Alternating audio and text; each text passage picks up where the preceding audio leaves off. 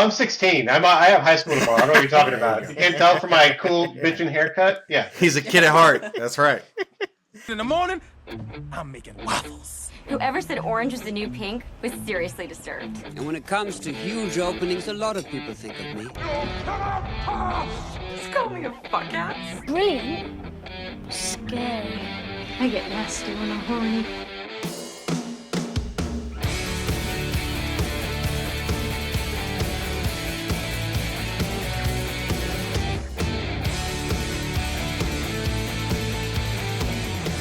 Welcome to Not Another 2001 Movie Podcast, a show exploring movies released during the first year of a chaotic century.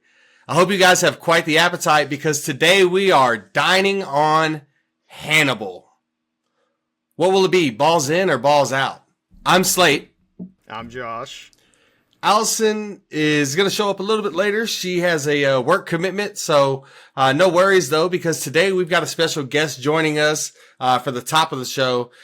Ladies and gentlemen, from the Ringer Podcast Network, Brian Raftery, who is also the author of the Hannibal Lecter book called Hannibal Lecter, A Life, which, if you're listening to today's episode, the day that it drops will be the day that the book is also released. So go out and any bookstore you can think of, Barnes & Noble, Amazon, bookshop.org, directly from Simon & Schuster, pretty much anywhere. Be sure to go out, get it, check it out, read it, and let us know what you think. Brian, we start each episode. First off, man, it's awesome to have you with us. We appreciate you joining us, and we start every episode off with a little bit of an icebreaker. So tell the people a little bit about yourself, and then also, what's the strangest thing you've ever eaten? Oh, wow. Well, first of all, thanks so much for having me. Oh, boy, I gotta think, what's the strangest thing I've ever eaten? Let me think about that for a second. Because some of them I don't remember. I've had a couple of, international trips where I was like, what did I have last night? And someone tells me, I'm like, I don't know if that's what I actually ate. Wait a minute. Yeah, I'm Brian Raftery. I'm a journalist. I live in Los Angeles. I have spent a lot of time in Kentucky. My father-in-law lives in Louisville, so I'm a big fan of the area.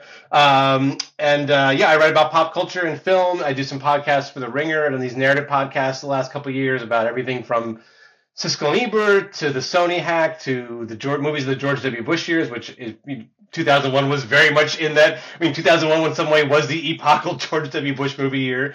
And I spent the last couple of years working on this.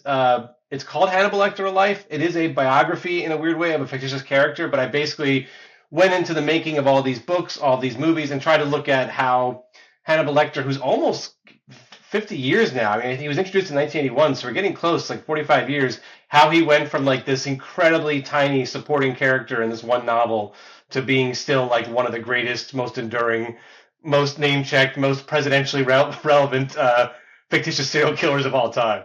And I'm trying to think. I will try to think of the weirdest thing I've eaten. I was a very cautious eater in my teens and early 20s, and that may have saved me from some truly horrific meals. But I have never eaten. I've never gone anywhere near where Hannibal Lecter has eaten. Just to be clear on the record, if that's where this is all leading, if this is a big entrapment scam, yeah. If you're trying to entrap me on air, yeah.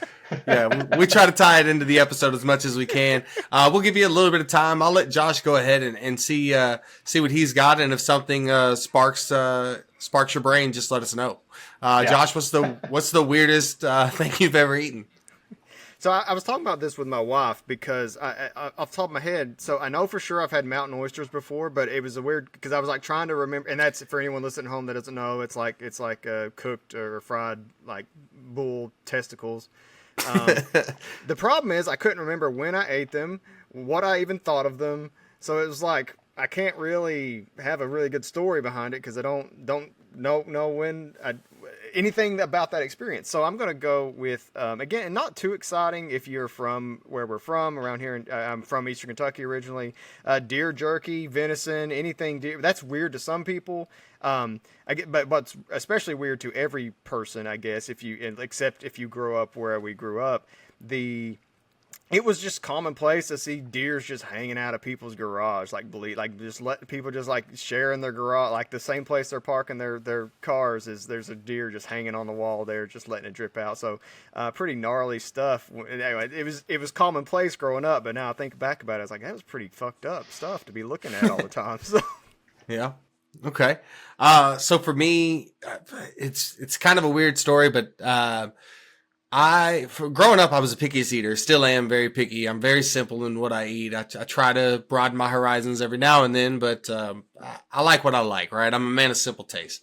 But when I was in high school, a friend of mine, his sister worked at the radio station in Louisville, and I, growing up, wanted to be a DJ. So, like, I would kind of go to the radio station and hang out and meet some of the DJs and everything. And, thought about doing like an apprenticeship and everything else. And, well, she texted me one morning before school, my senior year, and was like, "Hey, we're having a radio show this morning with, the Ben Davis and Kelly Kay, who were like the morning show, right?" And she was like, "There's these girls who had a really bad prom last year and they're wanting us to throw them a prom. So, we're bringing their parents in and we're having like a game show of Date My Daughter. Do you want to be on the radio?"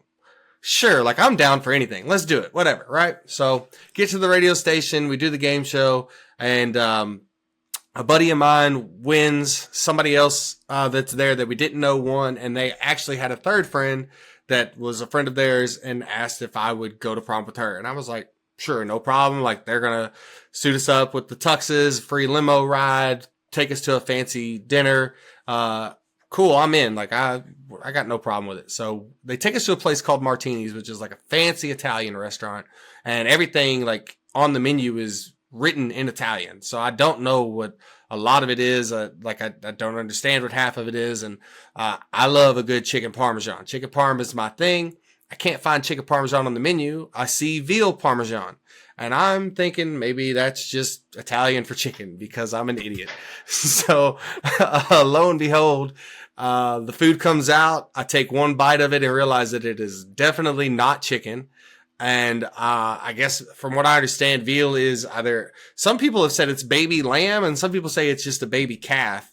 Either way, it was terrifying, and I've never touched veal since then, and just was not what I was expecting. So, yeah, that's my experience with something different. Brian, you got anything? If not, it's totally okay. I think I did actually commit cannibalism because I do remember now. I ate my own tooth once by accident. When I was in kindergarten. I just remember this. I went to kindergarten. I had a loose tooth. I ate a peanut butter and jelly sandwich, which I honestly almost still eat to this day. And I remember eating something crunchy and then realizing my tooth was gone. And it took me a little while to put that together, what had happened. But yes, so it's at some point many years ago, I guess I committed like light cannibalism. I'm not sure the statute of limitations has run out on that. But yeah, I remember eating my own loose tooth. I don't recommend it, but also it didn't kill me. So if you have to do it, I guess go. It's not the worst thing. It's not the worst part of your body to swallow, I guess. Heavy in protein. Yeah, sure. Yeah. Calcium, hopefully. Yeah. There you go. Yeah. Well, it's nice to have Brian the Cannibal on here with us today. He, in addition to writing a great book, I just want to say, put that right out there. Thanks. Hannibal Lecter Alive is a phenomenal book. Your previous book, The Best Movie Year Ever, is also a really fun read. Oh, thank you. And I just want to jump right into it. Why did you write this? I know you talked about it a little bit in the intro, your experience with picking up Silence of the Lambs in school, I think it was. I don't know if it was middle school, high school, but it's why Hannibal Lecter? Why this book? Why this series? I mean, I wanted to write about Silence of the Lambs specifically for a long time. And in fact, I looked up recently, I was like, I know I emailed my agent or my editor about this idea at some point, and whatever happened to it. And I realized that, I think January 12th, 2020, I emailed my agent and it was like, hey, what about Silence of the Lambs book? And I was like, well, the rest of that year kind of, I now know why that never happened. But yeah, I mean, I didn't read the book or see the movie upon its first release. What I did was, I think it was 8th grade Spanish class. I remember reading, because I would always bring magazines in to read. I was not a great student, but I would always read Rolling Stone or Mad or Spin or something. I'd have it in my backpack at all times. And I was reading Peter Travers' initial review of The Silence of the Lambs, the movie, maybe 2 or 3 weeks before it came out, early '91. And I had heard of the book. I'd seen grown-ups reading it, but I didn't really know what it was. And I remember reading the plot of that, reading his description of the movie and just being like, what? there's a movie about a guy who eats people and he like helps the FBI, but also like it's really good. Like it was a rave review. I think it was an early review of the movie. I don't think it had really started getting reviewed yet. And I was just like, well, I've got to see this. And then I did not see it because I was either not allowed to or because I was too scared to see it in the theaters. But I eventually did see it on VHS. I remember watching it at my friend Steve's house like one weekend afternoon, and I was really obsessed with it for years and years. And throughout the 90s, I had a job at a video store, and The Silence of the Lambs was one of the first movies that I stayed afterward to transfer the letterbox, the laser disc, the widescreen laser disc, to a blank VHS. So you'd watch half an hour, pause it, flip the laser disc, start the second side, however laser disc it was. It was one of the first commentary tracks I ever heard because they didn't do a lot in the 90s. They did one really early for Silence of the Lambs. And so by the time Hannibal, the book, came out in 99, it had been 11 years since Silence of the Lambs. I had read the books at that point. I'd gone back to see Manhunter, which was Michael Mann's movie, which is amazing, a couple years before Silence of the Lambs with Brian Cox playing Lecter. So I was very excited when the Hannibal novel came out. I was working at Entertainment Weekly that summer. It was my first job out of college. And really, if it weren't for the weird thing is there were three big comebacks in 1999. It was Stanley Kubrick, Darth Vader, and Hannibal Lecter. It was like this weird year, like all this excitement. And I was working at Entertainment Weekly, which at the time was like the biggest entertainment magazine. So it was just like the knowledge that Hannibal was out and Phantom Menace and Eyes Wide Shut was coming. It just felt like a very exciting time, like in the culture.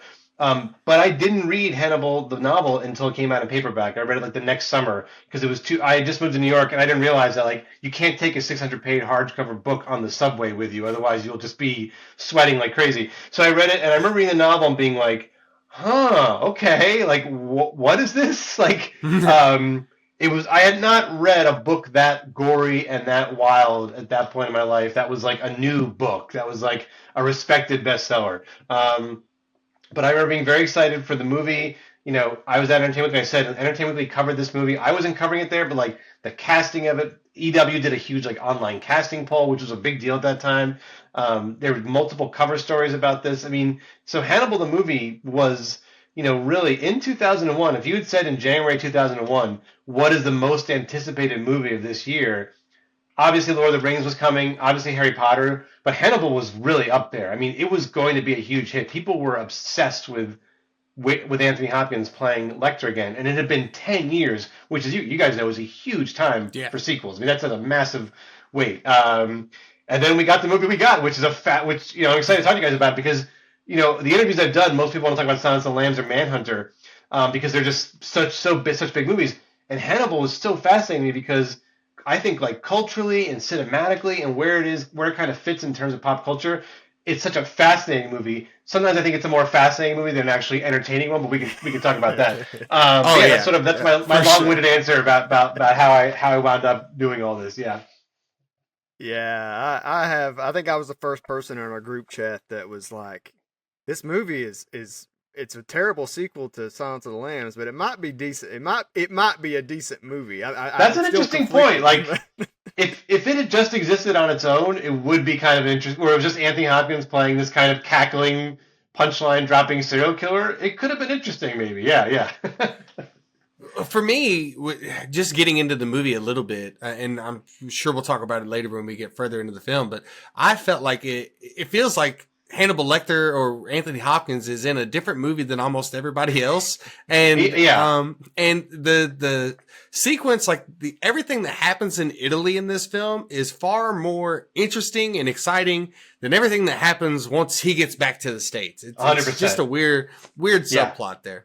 But I think the Italy part in the book and in the movie is among the most interesting stuff. I also, weirdly, I love Mason Verger. I know some people think like it's a way over the top villain. I actually think like the reason Hannibal Lecter works in those first two books is because the bad guy is so much more disgusting and crazier than him, and so Mason Verger and Hannibal is just like it is the most wild. Okay, maybe this is a villain who, for people who haven't read the book or watched the movie yet, it's like among his many horrific vices in the book and the movies that he drinks chilled martinis featuring the tears of like orphan children. Like it's so out there. It's such an EC Comics character, and that's kind of why I love it because it's the other killers in the previous books are kind of they're exaggerated, but like Buffalo Bill and the Tooth Fairy, like you could find some real world analogs for who they are. Whereas Mason Verger is just like it's just Tom Harris being like, I'm gonna make the most disgusting villain, a guy who like hung out with Idi Amin and like is a pedophile. It's just a terrible, terrible guy. But yeah, I think the Italy stuff. I like the Italy stuff. If it had been just kind of a giallo-y kind of like straight ahead horror movie, like Hannibal Lecter moving throughout Europe, I think that would be a lot interesting. Because when it gets back to America, you're like, how have they not caught this guy? Wait, what's going? This seems like is the whole point of this movie that the FBI is very, very bad at its job and like cannot figure out how to find a guy who's just walking in front of 500 security cameras at any given time? Yeah, but the Italy stuff is fun. It's I think it's pretty fun. Yeah. Well, what's interesting to me about like the security stuff, because in the book, I've not read the book. I've not read any of the books, so I'm just operating from the film knowledge. But in the book, I know you write about he like gets plastic surgery in the book, right? To sort of accommodate for, I guess, what you would think. Obviously, you have a really big target on your back when you're somebody like Hannibal Lecter, just kind of gallivanting around the world. And in the movie, there's no, I mean, clearly it's still Anthony Hopkins, very recognizable. Yeah. I don't like, you can't, it's hard to do that. Because you want to bring him back. You can't just have like, I don't know, Nicolas Cage walk in there and suddenly be Hannibal Lecter, Yeah. Well, they did it with Jodie Foster and Julianne Moore. Well, so. Yeah. I agree. I think I mean, in terms of like, because that was my initial, like, an instant thought. Because I had never seen this movie until we watched it for the podcast, and I don't like it. I just think it's such a Josh. It's such. A lot of people didn't. I mean, it's weird. It's a huge hit that kind of just disappeared. I mean, and not only was it a huge box office hit, but like it was a huge. I mean, this is still the era of DVD. Yeah, it was still a huge DVD hit. And that was one of the first DVDs I bought when I was like, collecting DVDs, and I still have it. I put it just for old time's sakes. I fired up the DVD like this week to watch it and check out special features and everything else. So it's just cool to see how they did the 5 different camera angles for the fish market shooting and stuff like that. So. Yeah. Well, I think the biggest part of why it's hard for me to get into it is, I mean, we brought up Julianne Moore, the whole Jodie Foster thing. I mean, you get into why she doesn't come back for that, and I think I respect it. Her and Demi not coming back for it, I think it's really. I don't know. I don't know. I have questions about the producer, Dino De. Is it Laurentiis? Dino De Laurentiis, yeah. What do you make of him in terms of like his influence on this whole? He's a legend. Thing? I mean, I'm fascinated by him. I feel like he is definitely a biography. I mean, for people who don't know, he was this. He died only about 15 or so years ago, and he was an Italian movie producer who worked also in America globally. I mean, he did this for like 60 plus years, and he produced everything from like Fellini movies to like that King Kong remake in the 70s. He had this amazing thing in the 80s where he built this giant film studio in North Carolina, and he was going to make a new Hollywood, and it didn't quite work out the way he wanted, but he did make a lot of films there. And he was just like incredibly like quotable and ambitious and swaggering, and probably like not the easiest guy to do business deals with. And he was probably a really tough guy to work out. I mean, to actually like, he fought with Michael Mann quite a bit on Manhunter, and I think there was also like I think there's a lot of conflict in a lot of his business relationships at certain points. But he owned the rights to the Hannibal Lecter character by the time the Hannibal novel came out. One of the things I don't go into in the book, and because it's so complicated and people will really not be interested, is that the rights to Hannibal Lecter, there were multiple lawsuits over the years and years of who owns the characters from this book and that book, because they were sold to different parties. But Dino De Laurentiis always had the rights to Hannibal Lecter. And so that gave him a huge amount of power. And as soon as this book came in, he was ready to go. And, I think the problem was he did not work on Silence of the Lambs. He did not really have a relationship with Jonathan Demme, so that was going to make it hard for Demme to come back for a lot of reasons. He didn't have a relationship with Jodie Foster, really. She didn't want to come back.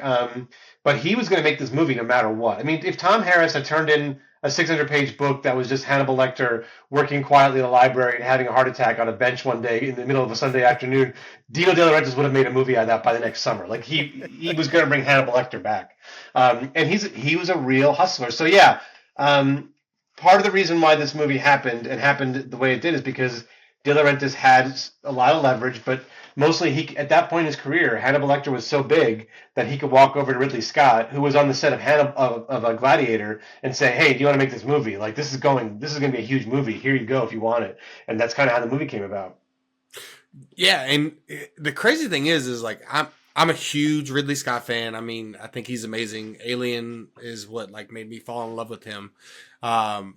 This film is weird. Like I think there's times where Ridley really cooks as a director. Like some of the sequences are just amazing, but then somehow it falls flat in certain sequences too. And you know, we could talk about that, but I do want to get back to the books. I'm curious because your approach to this is different than any other approach I've ever seen before. And what I mean by that is you are doing a biography on a person who does not exist. He's a fictional character. So how did you come up with the concept of like doing a biography on Hannibal Lecter? What made you want to do this approach and how you got into it versus just talking about the movies themselves? You know, it was, I have a really great editor, Simon Schuster, and he was the one, we had a bunch of phone calls, like, do we do a Silence of the Lambs book? You know, how do you just do Silence of the Lambs and not incorporate Manhunter? You can't do a book on just those two movies because it seems strange. And he was the one who was like, what if it's just what if you just traced Lecter's life and used him as the through line? And I think he even had the title, which at first was kind of a joke he kind of threw out, but then we were both kind of like, that's a good title, actually. Just calling it Hannibal Lecter a life, it's like, it tells you what it is. And I think part of it, there were a couple of reasons why that was compelling. One is that, you know, Tom Harris, who's written these books, which have sold like 50 million copies or something, he's still alive. He's in his 80s. He started his career in 1975 with this book called Black Sunday, which became a movie, and it was a huge bestseller. In that time, which is more than 50 years ago, from what I can tell, he's only given 3 formal interviews. He's pretty much as much of a genuine recluse as you can be. And he's not like a hermit. He's like a really wealthy, globe-trotting, fun-loving guy who's spent the last 30, 40 years like going around the country, around the world. You know, he's lived it up. But he doesn't like talking to the press. He's a former reporter. He doesn't like talking to the press. So the idea that this guy who created Hannibal Lecter is kind of at this point where people are like, don't even know anything about him, don't even have a recent photo. Like, we knew if we could make it a little bit of a Tom Harris biography, just a little bit. And we knew I wasn't going to be able to talk to him. I tried to reach out to him. He didn't, you know, he doesn't do interviews. But we also thought we could, if we did it all about Hannibal Lecter and made it Hannibal Lecter a life, what we could do is, instead of just making a book that was like, and then they made Manhunter, and then they made Silence of the Lambs, and we could actually look at how the character was being received, and then also how true crime was evolving in all those years. Because for me, seeing The Silence of the Lambs when I was like 16, when I finally saw it, like 16 or whatever, it was the first real sophisticated horror movie I'd ever seen. I'd seen Freddy and Jason and Halloween, and I loved those, and I loved Gremlins. But that was very different than what this movie was. And it did kind of get me interested for a while in the 90s in serial killers. Like, it was kind of an emerging thing because, you know, this movie comes out in 1991. Jeffrey Dahmer is arrested that summer. You know, so there's this very instant, immediate connection between what's going on in the movies and in literature and the idea that, okay, for the next 10 years and going forward, the whole country is going to become obsessed with serial killer culture, which is really like what I remember of the 90s. I mean, there's a lot of things I remember of the 90s, but I remember getting Spin magazine and Charles Manson was on the cover, and it's like okay, last month it was like Green Day or The Offspring, and now like Charles Manson is like the Lollapalooza, you know what I mean? Like they all became they were the ultimate kind of counterculture figures because they were as extreme as you could get, and people were fascinated by them, and some people were really lionizing them to a degree that was, you know, not I think pretty gross in some ways, but you know, that's for me, tying Hannibal Lecter with the kind of true crime boom in the 90s was one of the big part of the appeal of the book. That's awesome. Well, welcome to the show, Allison. Do you have any questions for Brian Hey there. here, right out of the gate, just coming in hot? Could you just repeat everything you've talked about for the past 30 minutes to catch me up? So the 90s culture I'm interested in, and Allison probably knows more about this, because so for your context for you, Brian, me and Slade are in 91 we were both still sucking on a bottle. Oh yeah. Okay. I was 1, 2 maybe, and Slade was the same. I think you and Allison might be closer actually you're in your 40s. Looks like. Oh, I'm 16. I have high school tomorrow. I know what you're talking about. You can't tell from my cool bitchin' haircut. Yeah. He's a kid at heart. That's right. I was there for all the '90s and all the '80s and a good chunk of the '70s. I'll put it that way. How did you? What was that like? With the culture. You get into it in the book, but I just in terms of just living in it, like what were you thinking at the time? Where this, and obviously you said yourself you were kind of into the serial killer stuff going on. Like, just what was that like? And when you reflect on it now, what do you think about it? Well, the weird thing is, like, in the '90s, at least, I wasn't like into it in the sense that I was seeking it out. It was just kind of unavoidable. Like between Silence of the Lambs and then some of the movies that came out afterward, it felt like if you went to the movies in the '90s, every 4 or 5 weeks there was going to be a serial killer movie at a certain point. And I do think, I mean, I still have a very vivid memory of seeing Seven in the fall of 1995 on an incredibly, it was like a Tuesday afternoon. It was incredibly rainy and depressing in Pittsburgh. And that movie was so bleak. I mean, I remember coming back and being like genuinely bummed out by that movie, but also thinking it was amazing. And I think for the next couple of years, I was watching a lot of serial killer movies, kind of hoping they'd be as good as Silence of the Lambs or Seven. And for the most part, they really weren't. I mean, you know what I mean? It's like there was a lot of ripoffs of those two films. But like I said earlier, like Charles Manson on the cover of Spin, like, Dateline, or like Primetime, 2020. Every primetime news show is like they were interviewing serial killers or serial killers' family members, so you couldn't avoid it. It was almost like Hootie and the Blowfish. It's like you could try to cover your eyes or cover your ears, but like you were going to get served up Jeffrey Dahmer trial updates, whether you wanted them or not. I'm not Hootie. I'm Darius Rucker. All right? I used to be the front man for a band called Hootie and the Blowfish. All right? But I was never Hootie. There was never a Hootie. So, Brian, I know something I was interested in. You write about the influence of Manhunter on shows like CSI. Sort of almost give them a blueprint. Silence of the Lambs inspires this run of knockoffs or good. I mean, I say that lovingly in some cases, and then Hannibal. It's almost like it comes too late to capitalize on the excitement of Silence. I mean, obviously it makes a ton of money. It's like, I think it's the highest grossing, right, of the four. But it doesn't, does it have that same impact? It doesn't seem like to me in the films that follow the way that horror especially kind of goes from there. It doesn't have that same level of influence going forward, at least from where I'm sitting. I mean, it was an odd duck at the time because it did do really well. But when you watch the movie, it's like, it turned the character into kind of a comedic, like, catchphrase sort of killer. And I think at that point, that kind of horror was a little bit on the way out. I mean, I talk about a little bit in the book, like, about what happened, like, I'm not someone who puts everything on 9/11 as a cause for every cultural shift, so maybe this would have happened anyway. But in the early 2000s, like, you do start getting these really kind of brutal, like, movies like Saw and Hostel, like, horror kind of changes. And the idea of, like, kind of like a kind of cackling madman who's giving one-liners, which is what Hannibal is, the movie. I mean, Hannibal is very much like they're trying to Freddy Kruegerize him a little bit. That's why I said earlier, like, it's one of those movies, as big as it was, I think it was like the 9th or 10th highest grossing movie that entire year. I don't think 2 or 3 years later it had quite the same kind of hold up as some of the legacies of the movies of that year.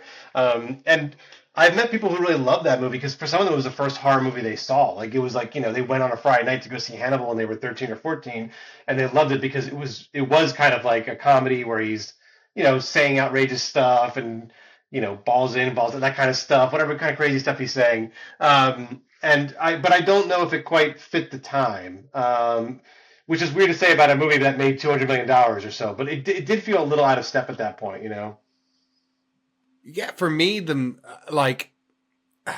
I think what hurt the movie most, at least from my perspective, is the Julianne Moore aspect of it. And I'm not trying to knock her. I think Julianne Moore is a terrific actress, and I enjoy quite a bit of her work. But for some reason in this film, she just feels like somebody cosplaying as Clarice Starling versus being Clarice Starling. And it feels like halfway through the movie, she gives up on the accent, and the big, like, cat and mouse between her and Lecter and the big final showdown and everything just doesn't feel real and authentic. Like, the Lecter and Potsy dynamic is so much better than what it is with Starling, which is not what you're supposed to get in this film, right? You know, and I think that's what hurt it. But I think the best thing that we could say about this movie is that it clearly shows that there was still a major demand for this character, you know, 10 years later, and that it shows that like you can have a huge blockbuster with a horror franchise like this. And it's like, so you have that. And with Ridley Scott attached to it and the amazing cast with Gary Oldman and Ray Liotta and everybody else that's, you know, in this film, it is weird that like, you know, 25 years later, we're looking at it. And while it was a huge success, it's probably not most people or the majority of Hannibal Lecter fans or favorite project that, you know, Lecter is attached to. But I still think it's an important role in the entire series and where it goes from here as far as after this with Red Dragon and then the TV series and all of that. So, you know, just curious kind of where would you put Hannibal as far as like out of all the projects that you know, came with this character from the, you know, as far as Silence of the Lambs, Manhunter, this and the TV series and Red Dragon? I mean, I feel like the Silence of the Lambs and Manhunter and the NBC series, I prefer them. But, you know, I do find Hannibal interesting for a couple of reasons. One is that opening credits where it's all this surveillance footage of Hannibal kind of, or of him kind of walking around, or you think it's him. Like, I do think it's a pretty interesting movie where it's kind of like, this is the beginning of what the next 25 years is going to be like in terms of surveillance, you know? And I think also, as strange, as goofy as it is to have the Italian police guy online, like any movie where someone goes online is just embarrassing, like when someone's looking at a website. But like, you know, it's about how technology is going to be aiding in the hunt for crime in the years ahead, which is already been happening. But it's like, it's kind of like, this is the movie where computers and cell phones and surveillance cameras will really start to become much more commonplace in Europe, especially, but then later in America. And that's what makes it interesting. It also makes it interesting to me that the reason why because just hearing you talk about the movie and why the Clarice stuff doesn't quite fly in the movie, the Clarice Lecter stuff, I'm only thinking this now, but I think that's because they couldn't shoot what was in the book. And the book, ultimately, as messed up as it is a true romance between the two of them. And they couldn't go for that in the movie. They could not have, because it's so messed up in the book the way it happens. Like the way that like he basically drugs her and hypnotizes her, and it's a really weird ending. But you do need something like that in the movie to connect them more, because they're just long distance pen pals throughout most of this movie, if at all. And I think it's funny to me to like if they had actually gone for it and made a version of Hannibal that keeps the ending where Lecter and Clarice go hide out in Buenos Aires together as lovers, it would not be a particularly good movie. It would not be particularly fun to watch. But I think it would have helped Julianne Moore's performance and those two characters in the movie more, now that you mention it. So if we get a time machine, the seventh or eighth thing we should do, obviously, is go back and convince them to remake Hannibal with the book's ending, I guess. Yeah. Okay. I mean, I can't think of anything else better we could do with the time machine. No. I wouldn't swallow my tooth anymore. I would go back and take care of that first. But yeah. Yeah, Allison, that was the weirdest thing Brian has ever eaten was his own tooth. So I was very young. I was, you know, peanut butter sandwich was involved, a loose tooth. It was you know, the statute of limitations is passed on that, hopefully.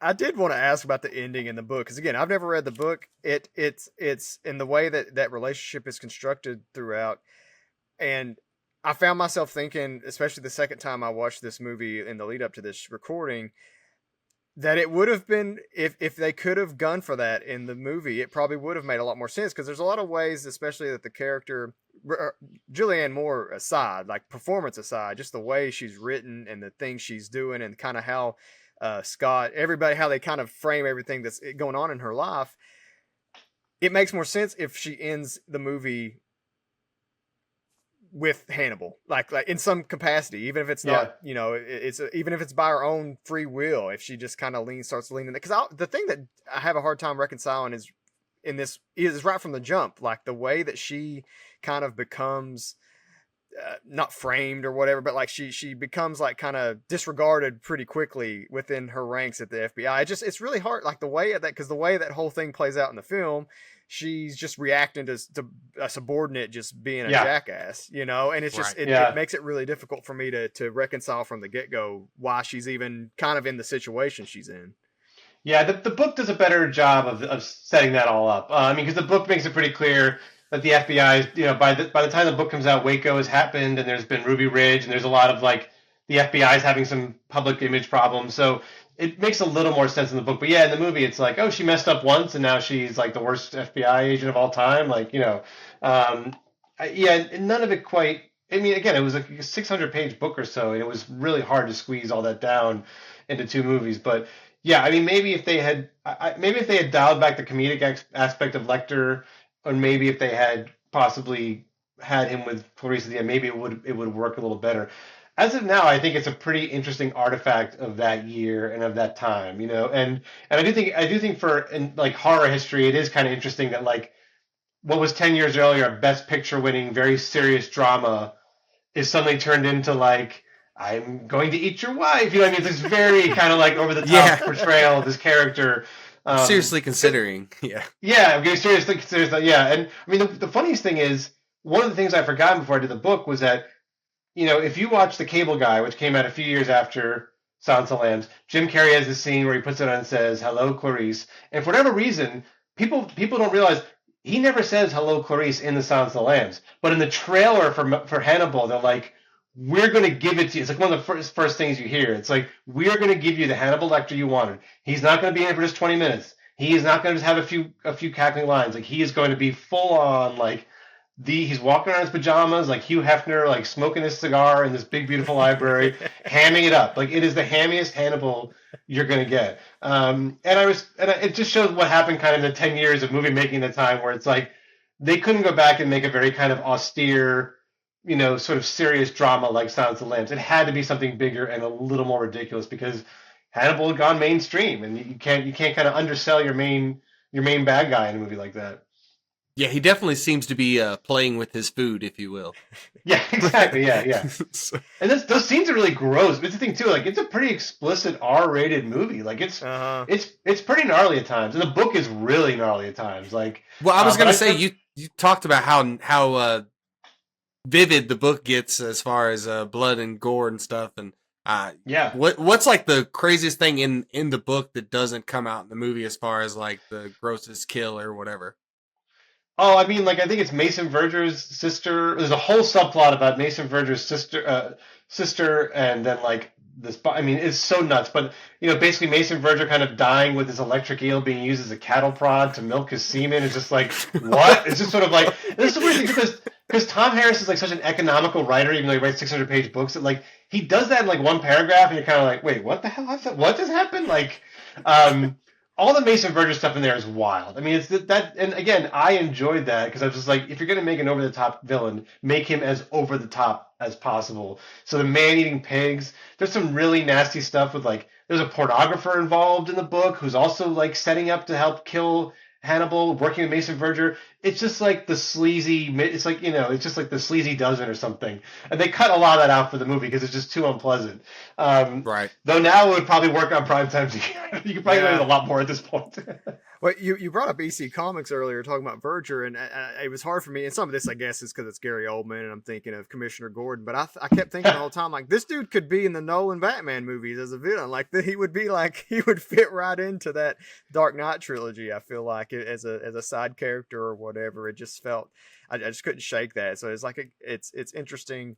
I think of this movie, I guess the best thing I could say about it if I'm describing it, it's almost like you took a direct-to-video sequel but gave it like a really big budget, and you brought the stars in and you kind of gave it the royal treatment, but it, Yeah, I mean, it's very high-end kind of trashy stuff, which is fine. I don't know whether Ridley Scott always knew that, and sometimes it's a very film bro cliche to be like, oh, this is a Ridley Scott movie that Tony Scott should have done. But I do think Hannibal is the one Ridley Scott movie where I'm like, I think Tony Scott would have actually made the funny stuff funny, maybe. Like, I don't think of Ridley Scott's movies as being always, like, he's not great with humor. So it's like every Hannibal line is so over the top and hammy where you're like, oh wow, both like in the direction and then kind of like the editing, it's so wild that I wonder if maybe a different filmmaker would have known to play that back a little bit, because it did make him kind of toothless after a while. Like he's just so,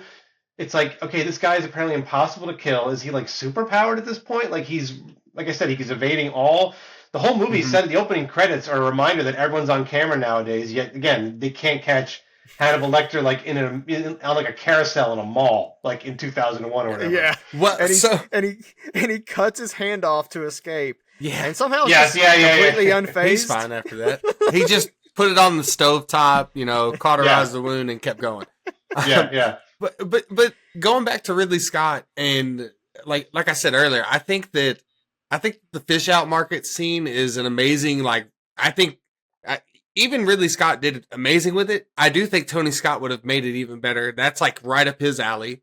I also like the carousel sequence is really fun and well done by Ridley as well. And then I also think that the pig sequence and Potsy's kill, but when Cordell's pushing Mason into the pig pen, all of that is also very fun and well shot. I think that Ridley does a great job with that. I think for me, the part that takes away most from this movie is that Lecter's biggest weapon is his intellect, right? Like he outsmarts everybody. He's kind of in on it before they are, and he uses his intelligence to ultimately lead them to their demise. And you've got an extremely intelligent man, but he's walking around with security cameras, buying special perfumes and sending it to Clarice. It's like he wants to get caught. And then, okay, Italy's out of the picture. I guess I'll just go back to the United States. Like he makes some really dumb decisions that I guess you wouldn't have the movie the way the movie is, but it seems almost like it's not true to the character of who he is from previous works. Yeah, I think the book earns all of those decisions a bit more because, again, you have more room to work with, and it makes a little more sense. But yeah, in the movie, the part of me just wonders why the movie wasn't just all set in Italy and you just have find a reason for Clarice Starling to go there. But I don't, maybe it was probably too expensive, but also like I guess the whole idea is like Hannibal is going to come back to America, and I know. That scene on the plane where he's surrounded by tourists and all that stuff is like at the end is like, you do want to kind of see him in transit. And in the book, that is a very funny scene because in the book, it's like he's sitting in like, it's like Hannibal Lecter's nightmare is like, is not being amongst them. Class. Yeah, he's got to be among regular people. And even in the book, it says like he's surrounded by the farts and exhalations of like the people in the plane. And he's wearing a hockey jersey because he's hiding with his Canadian tour group or whatever. He's wearing a Maple Leafs jacket or something. That stuff's fun. And again, in the book, it's pretty well earned. But in the movie, it does sort of feel like, why are you running around? Like, why is he coming back to America if he's kind of in love with her, but kind of not? Like, he kind of empathizes with her. And, the reason why Silence of the Lambs is such a great movie and people still talk about it and reference it. I mean, like I said, I saw Anaconda yesterday as a Silence of the Lambs reference. It's really not because of Hannibal Lecter. It's because of Clarice Starling. Like that character is what makes that movie. It's what makes the relationship pop. It's what makes Hannibal Lecter so interesting is that you're seeing him through her eyes. And I think that connection got lost in the Hannibal movie. And again, I can't put all the blame on Julianne Moore. That's kind of a thankless role to step into, and she's so good in everything else. So I don't really put it on her, but it was ultimately kind of like a thankless task to try to emulate that relationship when they're barely in the same country for parts of the movie, Well, yeah, she's hamstrung by the memory of Jodie Foster just being as excellent as she is in the role, and that the way the movie's put together, they're not together on screen until the final 20 minutes. It's just a rough go to be inserted that way. And also, I think for me, I guess the way I would try to attempt to rationalize the him flirting with getting caught is like it's like in some ways that's like. Okay, that's plan B. Like plan A is to get Clarice and just kind of get together with her without getting caught. But then plan B is getting together with her via getting caught in some ways. I guess. Like, so it's, if you were trying to rationalize it, I'm not saying that's the intention at all behind any of this, but he's a multi-layered thinker. So I guess that would be somewhere you would go with it. Yeah. There was no way Dino De Laurentiis was going to let that movie end with Hannibal Lecter back in jail. Like he had to be back on the loose for a sequel. Or for some other opportunity down the road, Well, yeah. So a sequel that doesn't materialize, but Red Dragon, they remake Manhunter, which it's by far my least favorite of these four movies, and it's not even close. We disagree. Red Dragon. I love Red Dragon. Red Dragon. Okay, I love Manhunter. Yeah, Manhunter's great. Yeah. I like. I mean, there's parts of Red Dragon I like. It's kind of, to me, it's like a, it's the early 2000s. It's one of those last kind of years of like big studio, gonna hire a big, like, we're gonna get Philip Seymour Hoffman and Ray Fiennes. We're gonna get like this huge There's great budget. actors. Yeah, yeah. It's kind of like, fantastic. yeah, it's kind of like how they would make a Marvel movie now. Where like, let's get some really good actors in here and just sort of like, and just let the material kind of, and we don't have to worry if they're huge box office stars or not. It doesn't fully work. I like the scenes that they added though, that Ted Talley wrote for the script. I think they're kind of cool with Lecter. I just feel like, I can never divorce the fact that it just came so soon. It was just so much, like it was within like a year and a half of Hannibal, and at a certain point you're like, I know this is being made for money. Like they're not even like trying to hide the fact that like they're trying to. It's like, and so when you're sitting there watching a movie that was like greenlit only to make money, and there was no other real reason to make this movie, except to get another box office win. There's something about it feels a little cynical, but there's some good stuff in it. And look, it's in the early 2000s. They're still shooting stuff on film, so some of the stuff, like the house explosion looks great. Like some stuff, and you have, international, or not international, but you're going to different cities, you're using a lot of different locations. You got Harvey Keitel, Philip Seymour Hoffman. It's so there's a lot of good stuff in it. I just don't know if Red Dragon needed to be or Manhunter rather needed to be remade ever. I think it's a pretty good interpretation of that book. But who knows? I'm sure they're going to make it again soon. And they did remake it again. Hannibal the TV show had Red Dragon storyline in its last season, so it was brought back. Well, I did want to ask you, how long before Silence of the Lambs gets remade? Because nothing's sacred, and I mean, that's got to be untouchable, right? No, I mean, right? well, first of all, like there's a lot of complicated rights stuff with that, but for all my cynicism about sequels, Hannibal the TV show, I think when you look at what Brian Cox did, what Anthony Hopkins did, and what Mads Mikkelsen did, like I do think this is a character that can be brought back and reinvented and reinterpreted, because really, like, if you look at the books, especially the first two books, he's not in it a whole lot, and you can really take his bits of dialogue as earnestly, as sarcastic as you want to. You can do a lot with that character.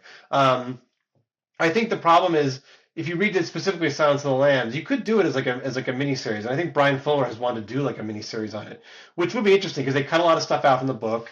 But I just feel like the Clarice Hannibal thing, it's already been proved that it's really hard to replicate. I mean, it's just one of those on-screen relationships that people just can't buy unless it's the original actors. I think people would buy a different Lecter interpretation, even though Anthony Hopkins is so iconic at it. But I think those two characters, it's just so hard not to, what actors would want to take that? I mean, what actor is going to want to do what Julianne Moore had to do? That's a big responsibility. But they'll all be rebooted.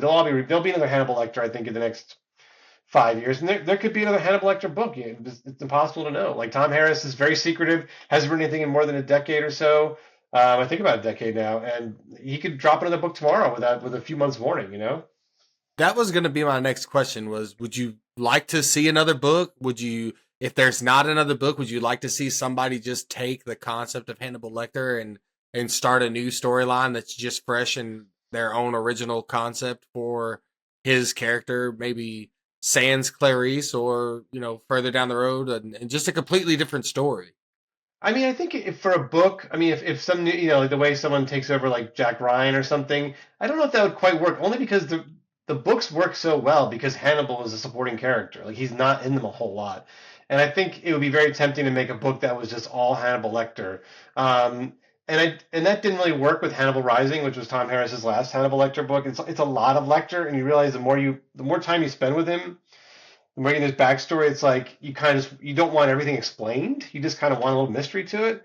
That said, like if Tom Harris had one more Hannibal book, I'd be kind of fascinated because I wonder if he feels like he maybe dropped the ball with Hannibal Rising. I mean, he wrote the screenplay, he wrote the book. Both of them are really, got panned. And it's unclear to me to this day whether he really wanted to do that, whether he was worried Dino De Laurentiis was going to give the character to another screenwriter. Or maybe he just wanted to kill Hannibal. Maybe he was like, this is a total, I can just do an inside job. Like if I just tank this character now, I won't have to deal with him ever again, which honestly, I would respect that as kind of like a power play move if he wanted to do that, because he probably got paid a lot of money for it either way. So fair, yeah, that's valid. Well, yeah, I mean, just given his demeanor and his reclusiveness, I mean, that would totally track if you were just trying to project onto somebody. Yeah. Just stepping aside from Hannibal for a moment as we kind of wrap up a Q&A here. When you just think about 2001, just overall as a movie year, you're the expert in 99. But a couple years later, the year we're talking about, what excites you about that year? What is kind of distressing about it? What are some of the things that you sort of think about when you think about that year in movies, Brian? Well, it's interesting because like I've been thinking about that year a little bit lately, just because when I was doing the Hannibal stuff.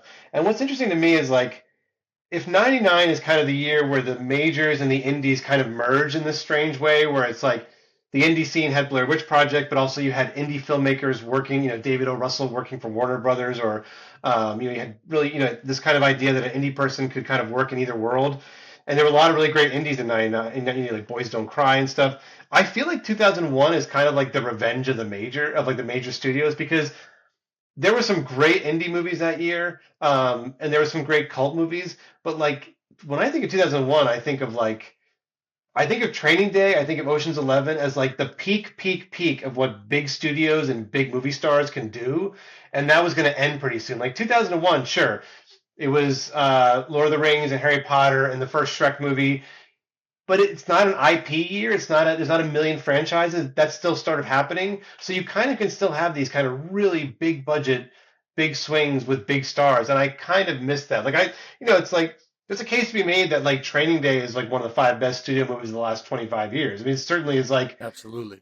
yeah, I mean, that and Ocean's 11, it's like, was In the Bedroom a great movie? Yes. In the Bedroom, great movie. Have I watched In the Bedroom? Will I watch In the Bedroom if it comes out on TBS at 10 o'clock at night? Probably not. Will I watch Ocean's 11 if I'm driving and I happen to see it? Yes, it's like the most addicting movie ever, So I think there was a real kind of a joyful kind of like, again, like you have these, even like Vanilla Sky, which is a flawed movie. It's again, like, it's a big studio and a big star doing an original story. And again, I realize Ocean's 11 is not an original story, but no one saw. I mean, that was not a reboot the way that like, Red Dragon was a reboot. I did not know. I didn't know it was a remake until we started doing research for this podcast. Yeah. So, Rat Pack. It was very different than the original. It was its own unique thing. So I like 2001 as a movie year. It almost feels kind of bittersweet because what's coming ahead is like a lot of kind of franchises, a lot of like kind of years where the big studios kind of don't know what they're doing, and the indies kind of get into a little bit of a rut with the kind of like they get a little emo for a while. But I like it as a movie year. There's some good stuff in there. And look, Shrek is the most popular, culturally. Shrek to me is like, I can't believe how big Shrek is with people who are not my age, like people who are like you guys. You were born in the early 90s or whatever. Like Shrek is to people under 35 or 40. Shrek is like the biggest thing in the world, and I can never tell if it's ironic or sincere. I can never tell the way you're talking about Shrek. I'm like, do you really love like when you're wearing the green ears on a school day? Is this a joke or do you just love Shrek so much? I'm very fascinated by Shrek culture because the movies are fine, but like people love Shrek. It means something to young people that I don't fully understand, but I find delightful. The thing that strikes me about Shrek is like, I think it's big with like our generation. I actually think it's the people even younger than us that are like, that kind of turned Shrek into like the at least on the internet. I think the internet did it too. Yeah. Well, Brian, I need you to just do me a favor and support me here. Wax poetically a little bit about why Atlantis was the number 1 pick in our movie draft for 2001, and tell the people that it is a great animated film about holding on to family trinkets and going on these big adventures and all of that.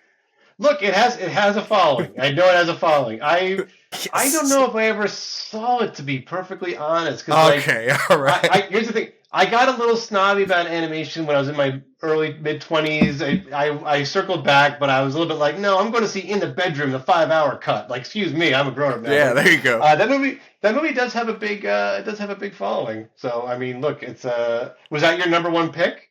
It might have been. I was really worried about the children's category, and didn't want to get stuck with Spy Kids. So I was like, well, Spy Kids was 2001. That's yeah, right. Spy Kids, wow. which I like. Yeah, I love yeah. Robert Rodriguez, but Spy Kids just wasn't for me.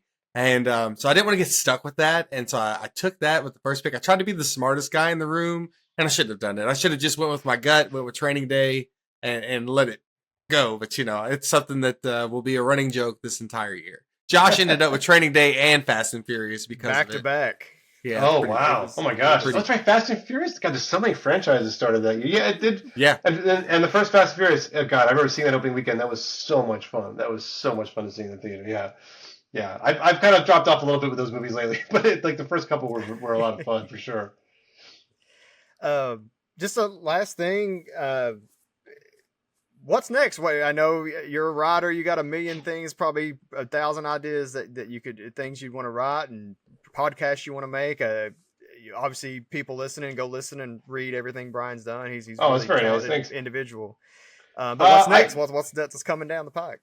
I don't know. I've blocked out these 2 months to do stuff for the book launch. So, and I wanted to take a little bit of time off after I turned the book in. So I don't know what I'm doing. I'm planning a couple little things, pitching some stories here. I definitely have some book ideas.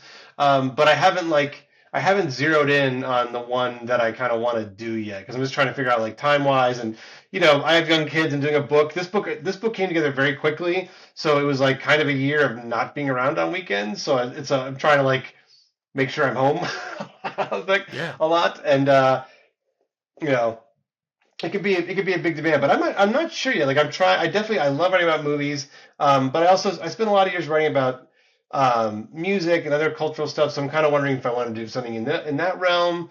There's always one or two crime things I'm kind of interested in, but then again, it's reporting those can be tough. So I have a big whiteboard full of ideas.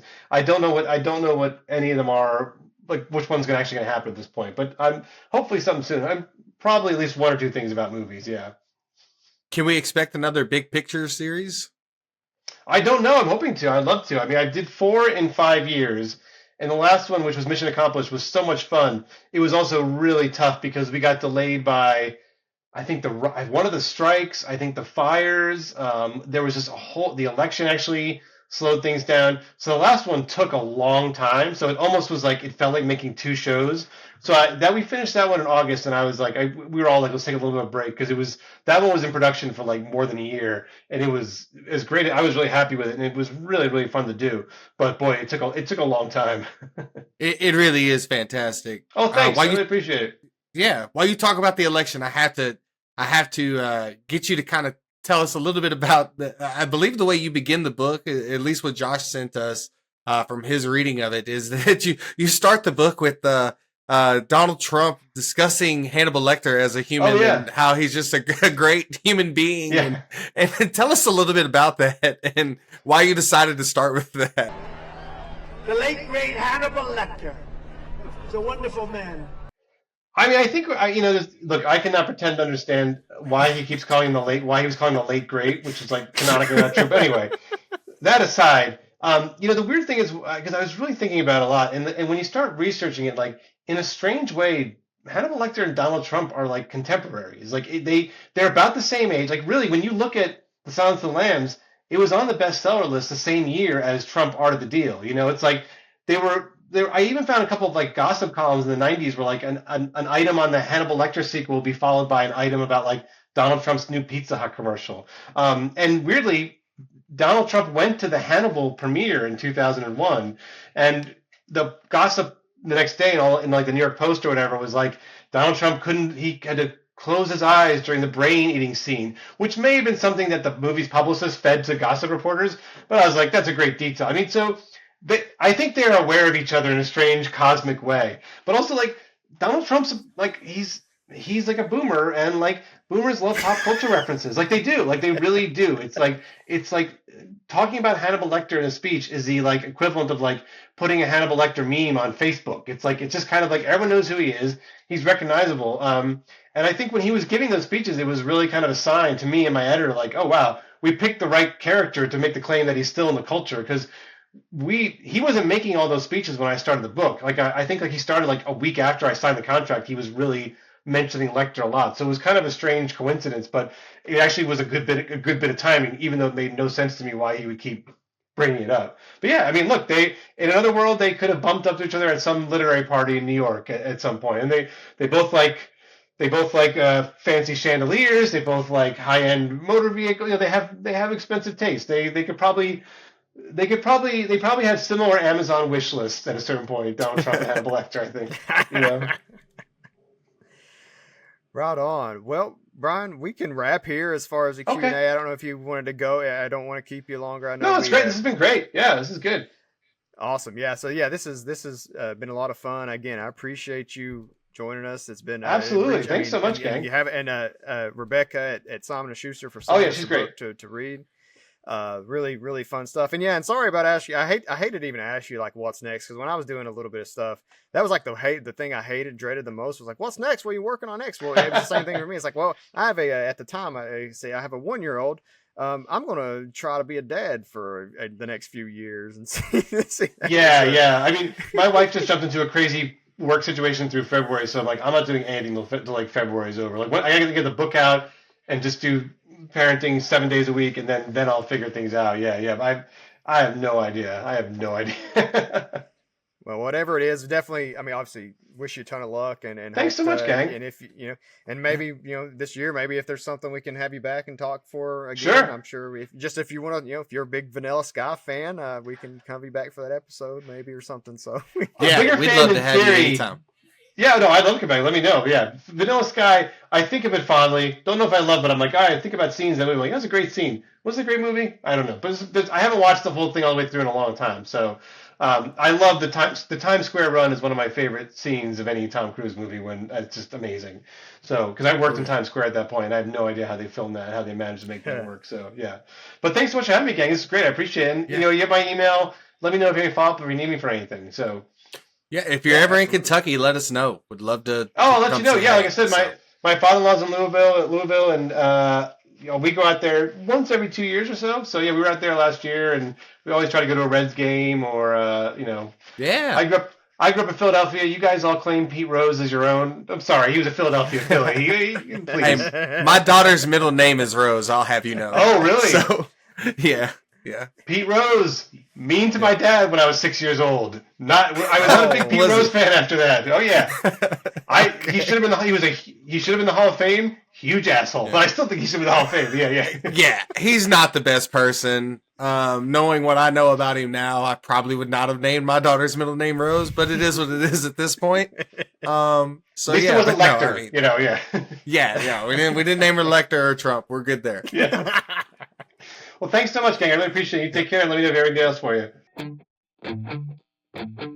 Well, guys, that was an absolute, just amazing, fun conversation. I hope you listeners enjoyed it. Again, that was Brian Raftery of the Ringer Podcast Network, and also the author of Hannibal Lecter, A Life. I highly recommend that you guys go out, get that book, read it, check it out, tell us what you think. Josh, we actually kind of have a giveaway, right? Yeah. We have an extra copy of the book that we're going to plan on giving away to listeners. If you can, when this episode comes out, and we'll make sure you're aware of this on social as well. But tell us your favorite. Leave some comments and subscribe, and tell us your favorite Hannibal Lecter movie, and tag some friends. Tag a friend or two and let them know about the show, so we can spread the good word and get this show in front of as many ears as we can. So yeah, absolutely. So Allison, we've already discussed the weirdest and strangest, grossest thing that we've ever eaten. We got to get it from you. What's the weirdest thing you've ever eaten? Did you have somebody's brains for dinner? No. Okay. Not quite that far. So I remember being like in maybe kindergarten or first grade, and I weirdly liked the taste of copper. And I used to suck on pennies, which when I think about it now, I'm like, this, oh my God, it's so disgusting. I cannot believe that I don't have 5 million diseases. But yes, I was watching Mr. Rogers' Neighborhood and sucking on a penny as I did. and he did something that made me laugh, and I accidentally swallowed it. Oh no! And then I was convinced. I was like, I'm going to die. And I remember I like went around to my family and was like telling them how much I loved them. And I remember going to my mom. She was like taking a nap, and I was just like, How kinda old were you? stroking her. I mean, like I was in kindergarten or first grade, like 6 probably. Okay. And I was just like being so nice. I didn't tell her what I'd done, but I was just thinking like, well, I'm not going to be here much longer, so I like had to get in quality time. And then, like, years and years later, I told my mom about it. She's like, oh, why didn't you tell me? We could have taken you to the emergency room. Yeah, I don't know if that penny ever came out. I'm going to be honest. Oh. One way or another. It could be still inside me somewhere. Allison's reading her own last rites. And That's amazing. okay, you win. Yeah. So, now that we got some great insight from the man who literally wrote the book on Hannibal Lecter, let's get into the film, shall we? Hannibal is the first film of the 2 movies released in 2001 by the legendary director, one of my favorites, Ridley Scott. I really had fun talking with Brian about like the differences between Ridley and Tony and how that film would have looked, because it would be fun to see like 2 separate cuts of this movie with Ridley Scott and Tony Scott and the same actors and everything, and just to see how they would have deviated from each other, right? But anyways, this film was released February 9th. That's right. Just in time for Valentine's Day for all you hopeless romantics. Eat your heart out, Jeremy Melton. The second film that Ridley Scott released in 2001 is barely a 2001 movie, but we still included it because it did release on December 30th, and that is Black Hawk Down. Stay tuned to our podcast feed because we will be having a bonus episode about that's also going to drop this week. We actually have 2 bonus episodes this week. We'll be doing Black Hawk Down and Valentine, so that's awesome to have all of those conversations. But it felt right. Like, it felt natural to have a Ridley Scott tied to a Ridley Scott the same week. So Black Hawk Down's right around the corner. It'll be here in a day or 2 if you're listening to the day this dropped. So be sure to check that out as well, and listen for all things Ridley Scott. But now back to the film that I drafted in Bling Bling. That's right, the category of films that earned $50 million or more that year. Hannibal had a budget estimated around $87 million, and it opened its first weekend with $58 million. So very, very strong opening weekend. Ultimately ended up doubling its budget, making $165 million in the U.S. and Canada domestic box offices, and it brought home $351 million worldwide. So while the critics don't necessarily love it, and 25 years later, we've already kind of discussed how much of a flawed film it is. Rotten Tomatoes, for instance, gave it a 39% critic score. But Popcorn Meter, it is a 62% film, so still 3 out of every 5 people seem to really enjoy the movie, even for its faults, right? Well, I think that, just to chime in for a second, Yeah. reflects just how big it was and Brian got into that, like how big of the moment it was when this came out, because it was hotly anticipated for a lot of reasons, because of Silence of the Lambs being so huge, and the book that it was based on. Even though it was also kind of critically mixed, it was still like that got people excited even more for like, how is this going to translate to the screen? And I just want to bring up you brought up the weekend, its opening weekend. It was at the time the best ever for a horror movie ever. Wow. And it still ranks in the top 10, and its worldwide box office total. And this is, I guess, unadjusted for inflation, so it might go higher, but it ranks 8th overall still. And every movie that has passed it came out in 2017 or later, except for The Exorcist. So, pretty. It's in pretty rare company, honestly, in terms of like how it performed. Well, it was definitely I did see an this event. movie in the theater when I don't remember if it was opening weekend or not. I remember there was a big crowd, but. Yeah. How did you? What do you remember watching? Like your first time watching it, Allison? I remember like being really excited for it because I had seen Silence of the Lambs, which I didn't watch that when it came out in '91 because I was 9, so like a little too young for it. But I watched Silence of the Lambs as a teenager and loved it, and I remember being like very hyped for it and just leaving. I've only seen it once, and that one time in the theater, and like leaving with just this sense of like disappointment.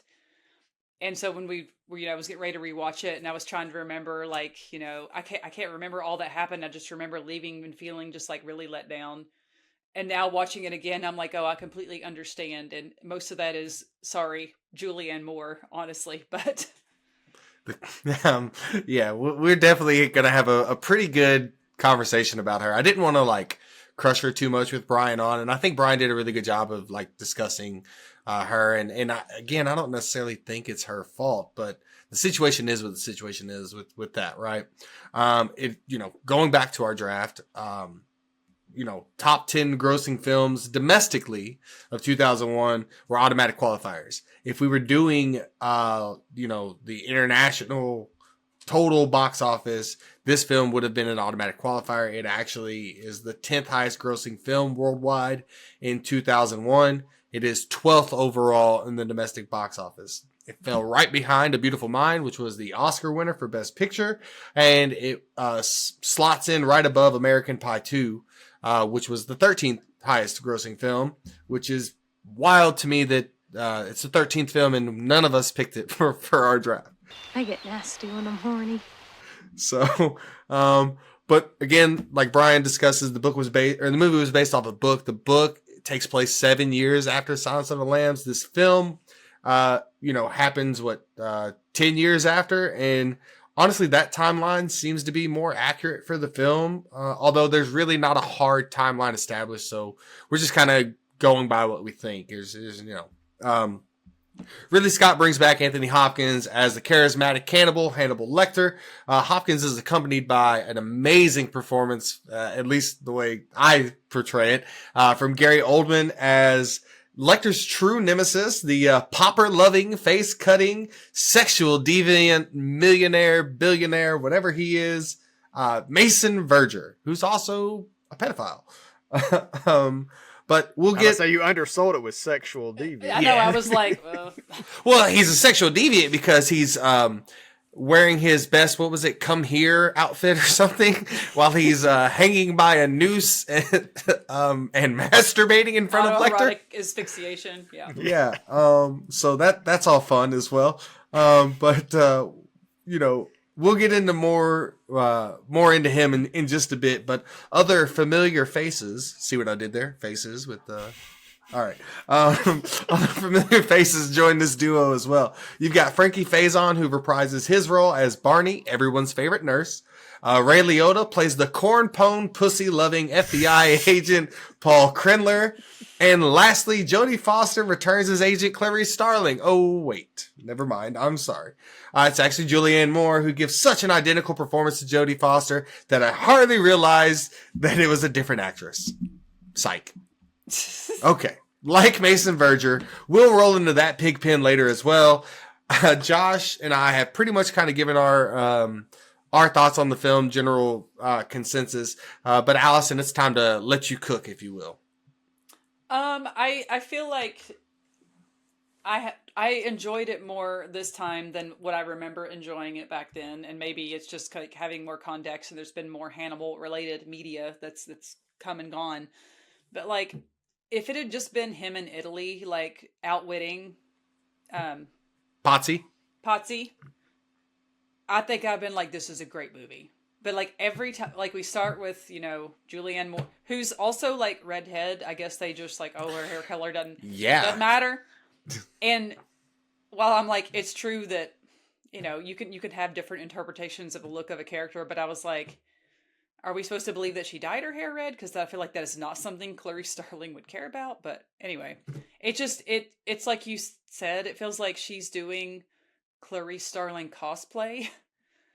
And this whole opening scene, I'm just like, just get this out of this movie. Like, I don't care about it. Every time we cut back to her in America, away from Italy, I'm just like, when are we getting to the fireworks factory? Like, get us back to Hannibal Lecter over in Italy. And then, like, when they come together at the end, it's just so weirdly disappointing. Because they don't have chemistry, but I think we're supposed to believe that they do. Yeah, I don't know.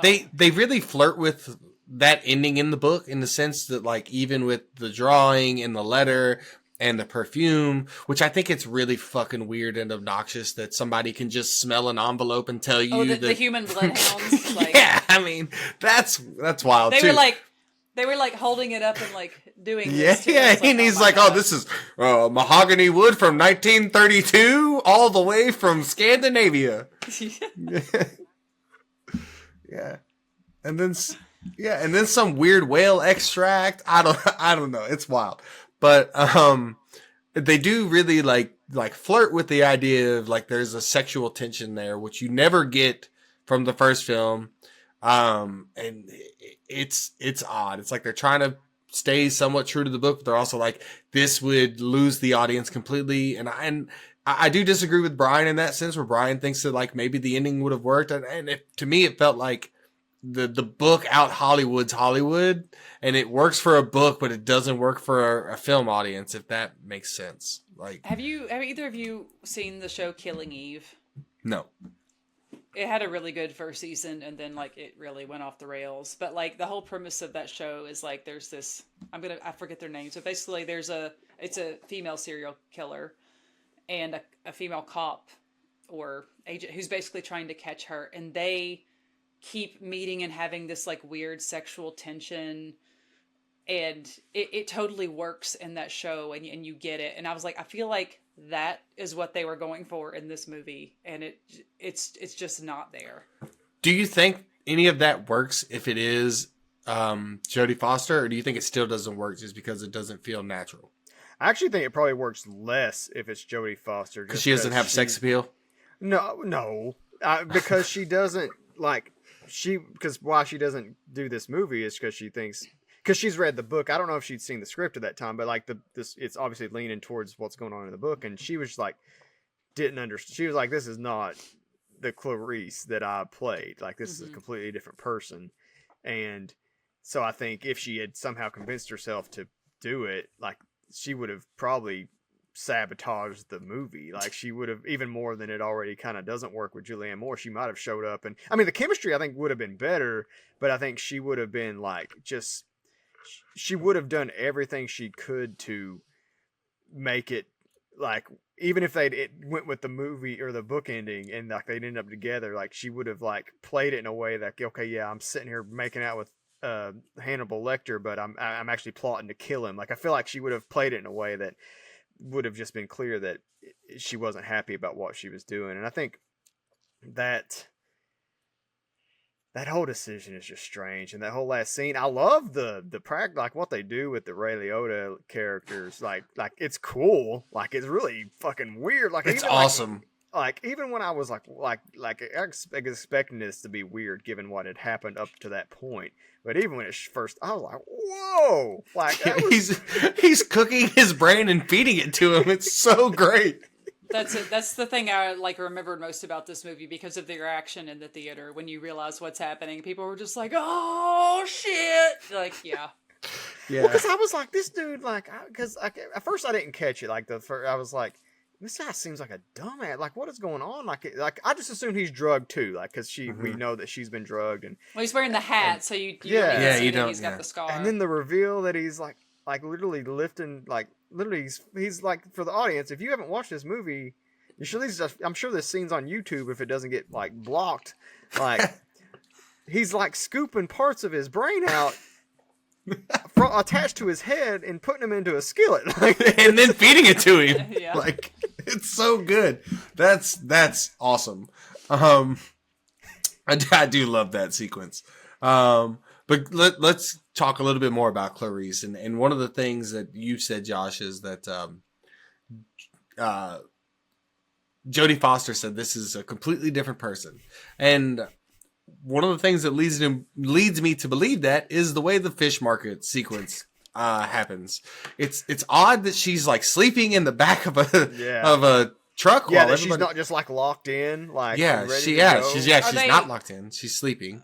Are they? Was that supposed to be like, oh, she's such a pro that she's not even like worried about? Well, because I guess she'd been out the night before with another raid or something. Yeah, I was gonna say, for me, I felt like she like probably is burning the candle at both ends and like working so hard that she sleeps when she can, and that's it. Like, right.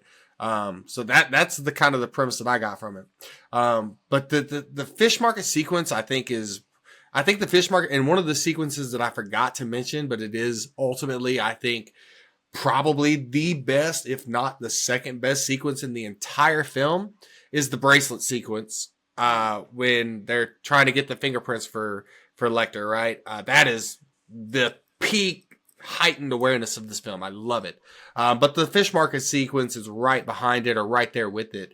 But I don't see Jodie Foster's Clarice shooting at a woman holding a baby, and that woman is HIV positive, and then spraying blood all over that baby's face, knowing that it's HIV positive blood. She's not wearing gloves. It is the most absurd thing that happens in this movie, and there's a lot of absurd shit, but when that happened, and she's just like holding a baby covered in blood, she's covered in blood, spraying it in the face, spraying water that's just getting blood all up in that baby's face and mouth, and like she's got HIV blood on her own hands. She might as well just wipe them on her face. It is the craziest thing that really like sent the red flags to me. Like, oh shit, I don't remember having these thoughts when I was younger and watched this movie, but now I'm like, oh. It really bothers me that because there's something. And maybe the book handles this better, but like her, Clarice's whole thing is, she was orphaned, right? Like she was, she lost her parents, and she just made the baby an orphan. Yeah, she's doing that, and like I think that's what they're trying to set up is like, oh, she's kind of become the person that took, even though this is a criminal, and like she still feels that guilt, but then that kind of that's never like paid off in any way. Like it happens, and she like kind of she has her meltdown, and that's it. Yeah, and that's it's 10 minutes into the movie. It's like it's like it didn't happen, and she's dealing with the ramifications of this fallout from this event because I think the idea is like, oh, this like she's a woman, and even though she's like this star recruit who came in and did something awesome for the country in capturing their silver the tooth fairy, right? Or not that's in the first movie. She got Buffalo Bill. The Buffalo Bill. And Will Graham caught the tooth fairy. Yeah, Will Graham caught the tooth fairy. But she's dealing with sexism or whatever, and these guys that don't want her to be around. But also it's just weird. That whole, I think that's what's happening, but it doesn't feel, it's all half baked. Like it doesn't feel like there's no real stakes, even though like the stakes are presented, but it doesn't to me feel like Julianne Moore's Clarice really is. Like I think if nothing, like I think this will just play out and she would be fine. I don't really feel like there's even any stakes to the inciting incident. Like to me, like it just seems like something that's like she'll get a slap on the wrist for and we'll move on. Yeah, they pretty much demote her, put her on a case that they either think, well, she'll either find him and catch him and like get him off of our list, and get Mason Verger like off of our backs, or she won't find him, and now we have an excuse to fire her. Which either then it's odd, and then not only that, but like, what happened to seeing counseling after you have to fire your weapon and you've just killed somebody in the line of duty? Like, nah, just put her on a different case. Fuck it. Yeah. Can we please talk about Mason Verger? Yes, let's get into character in the movie. Let's get into it. Before we do that, though, Allison, can you bless us with your best Mason Verger? Oh, Cordell. Oh, I love it. Oh. So, Gary Oldman plays Mason Verger, and I think it's an amazing performance. I love it.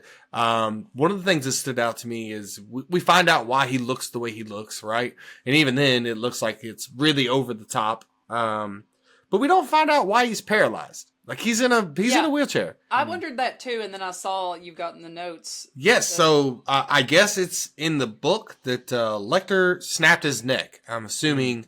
I don't have enough details about it. Maybe we could have leaned into that and asked Brian. Brian, if you're watching this, comment and let us know. Like, what happened? Did Lecter run out of time to eat him? I just assume he autoerotic asphyxiated. Well, that's kind of what I thought. It was like, well, was it? He accidentally hung himself and broke his. Yeah. But I can just say, like the makeup. One, I appreciate that it's practical makeup. I do. But It's like appalling. He is hard to look at. that first shot of him, and especially the way it's lit, because he's like all lit up. I was like, he looks like the chest burster in Spaceballs that jumps out of the guy's chest and starts singing "Hello, my baby, hello, my darling" at the end. I was like, this is absurd. I don't know what's more uneasy to look at is the like glassed over black eye that looks like it's like glued onto his face, or the ponytail on the back of his head. Because that's pretty rough too. He's gross, man, and I'm glad this was an occasion that I was glad I was watching on DVD and in standard definition, because I didn't have to see that in 1080p. It's weird because he's like the ultimate villain in this movie, right? And we went from like Buffalo Bill being the villain, and Lecter's somewhat a villain, and now Lecter's like a hero, and Clarice is kind of more of a supporting character, and Verger is the main bad guy, and it's interesting the choices that are made in this movie. I think we've all go ahead. How does he have so much? Where's his money come from, and how does he have so much influence? He's just an evil bad guy. That's Yeah. kind of he really is like a comic book villain, right? Like he just, I don't know that we ever learn why he's rich. I don't particularly care, but it's like, it is interesting because like he is this like, I think they mentioned that his father is somewhat powerful politically and religious, like has a bunch of religious camps. I believe that's mentioned in the film, and because that's one of the things that he addresses with Starling about the children, and she's like, look, I don't really care. Like, I'm not here for that. Right. So yeah, I mean, I guess he has immunity, whatever. I guess he helped in the Lecter case, probably. Like he probably, he's that he has immunity for all the awful shit he's done.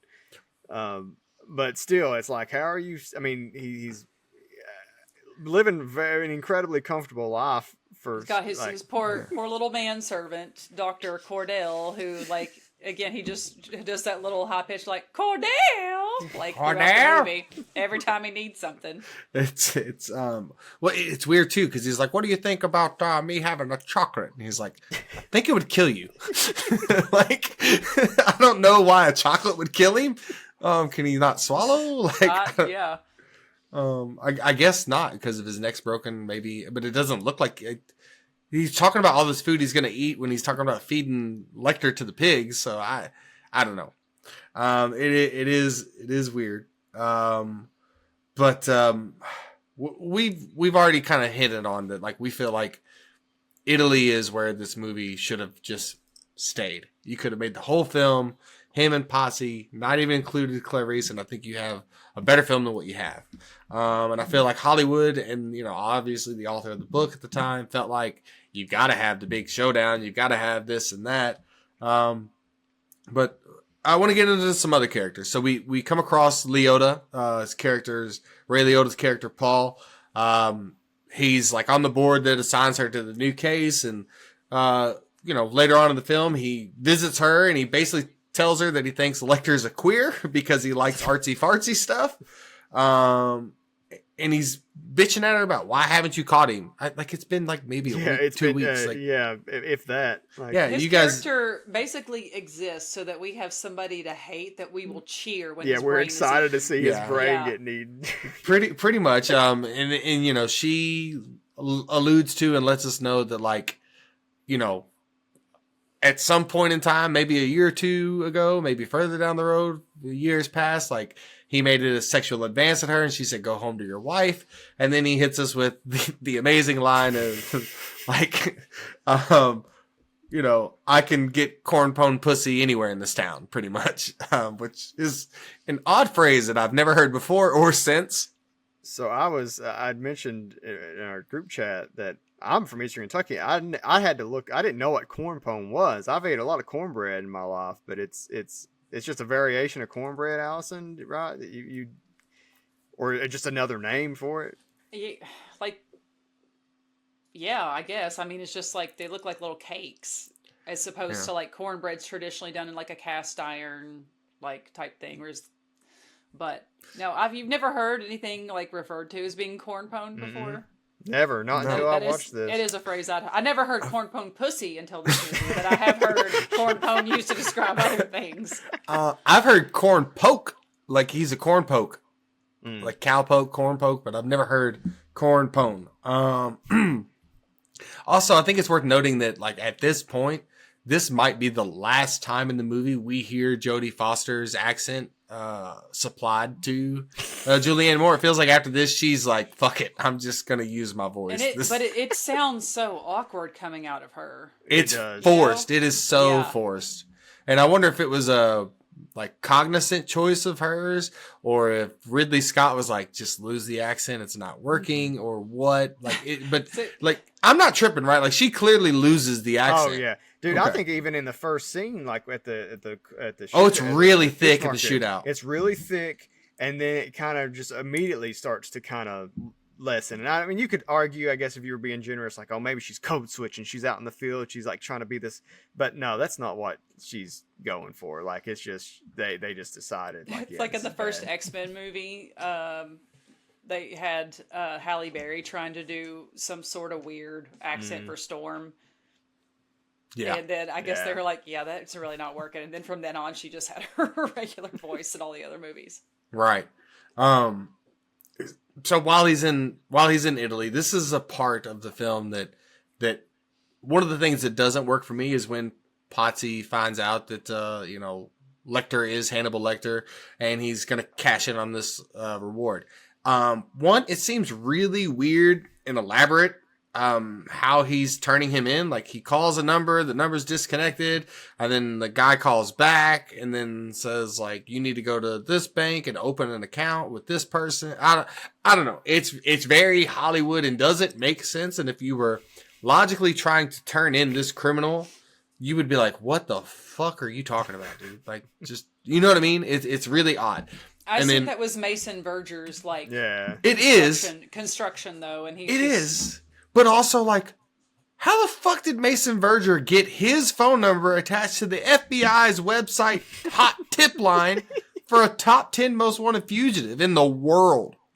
Like, he's up there with Osama bin Laden. He's got that kind of pull. He does, apparently. The fugitives on there are awesome.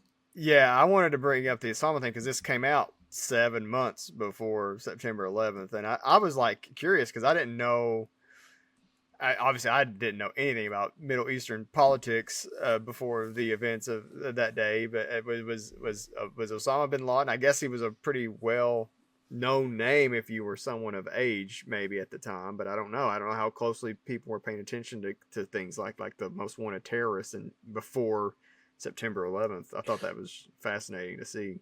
Yeah, that's got to be the most 2001 thing about this movie, right? So, the bracelet sequence, like I said, kicks ass. What did you guys think about it? Because to me, I really think that it's awesome. Because I think the whole, especially starting from there, but really the entire time we're in Italy, it is like a giallo movie, like just a kind of slasher, Italian slasher that has a lot of style, and the blood. Like when you, some are more blood filled than others, but like a lot of times when you finally get to a point where it's very like it doesn't hold back, and like that when Lecter stabs the guy that's been kind of set up to. He tried to hit me in the balls, but he misses. It's very funny, and then he's just spurting blood out of his leg there or whatever. It's like, but the detail of like the guys trying to like put pressure on it, and then Potsy just kind of was like, "Let me help you," and like takes his hand away so the guy will bleed out faster. Yeah. It's like, and that's the kind of stuff like you'll see in like a giallo movie, and it's like that whole character is like it's a lot of cat and mouse, like kind of old school, kind of noirish type thing. So it's really, especially starting from that point until we leave Italy, it's like it has, and that's, I think Scott was clearly familiar with that stuff. He grew, he's a British European guy, like he clearly had seen some of those, a lot of Italian cinema, I would guess. So. Yeah, and after that, then you've got so Lecter's on to Potsy, Potsy's on to Lecter. So like now, cat's out of the bag, right? And of course, Potsy takes his wife to the opera, which is what like one of the main reasons why he wants to turn in Lecter is to have this money to take his wife for these opera tickets so they don't sit in the back. Was it he like comes to the police station early in the movie? He's like, "Who has opera tickets? Anybody got opera tickets?" Yeah, he's just like, I just want to take my wife to the opera, man. You know, but that's really fun too. That's a really like interesting sequence because it shows Lecter at his most Lecter again, where he's like just enjoying the fine arts and being amongst the people that he wants to be amongst. And it gives me the same vibes that Red Dragon does at the beginning when he's listening to the orchestra in Baltimore. And so that's all great scene in that movie. It's awesome. But it's really good. The way that's done, and the song in the opera and the play that is being portrayed in the opera was actually just manufactured and made specifically for that film and that sequence. It's not a real Italian drama opera or anything like that. So, but it was a beautiful song, and just a really cool sequence. And of course, like the whole thing with the wife, and towards the end where he's telling Patsy, you know, I'm giving serious consideration to eating your wife. As soon as he like when he introduces Lecter to his wife and he kisses her hand, I'm like, oh god, he's thinking about eating her. Oh yeah, he's smelling that hand to see like you know, how appetizing. I also just want to point out, so Patsy is played by Giancarlo Giannini, who is like a huge name in Italian cinema. I figured. And he's been in, you know, a lot of American stuff. You may remember him probably most likely from like Casino Royale. Okay. Who was he in Casino Royale? I can't remember the character he plays, but he's like helping Bond. He's in Quantum of Solace too, I think. But in Casino Royale, he has a bigger part, and he's like helping Bond when he first arrives. But he was nominated for an Academy Award for the movie Seven Beauties, which I brought up a couple times. Oh, cool. The Holocaust comedy from the 70s. He's really good in that. Huh. Okay. So he's working in he looks younger. He doesn't look. He looks like he's in about his 50s, probably. Like, so, but yeah, that's nice to know.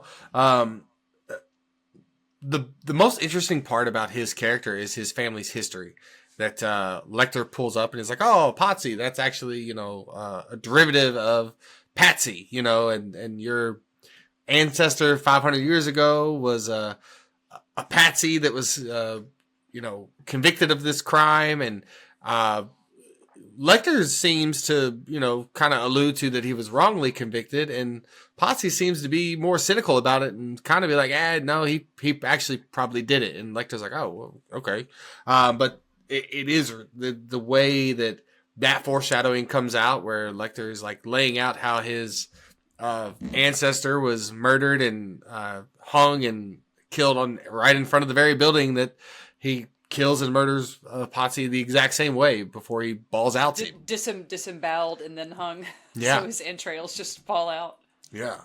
That is the best kill in the movie, right? It's where the movie peaks, and unfortunately we have about 45 minutes left. Maybe an hour. It's close to an hour. Yeah, it's rough, but that display and just the effects, and I mean, it's just incredible.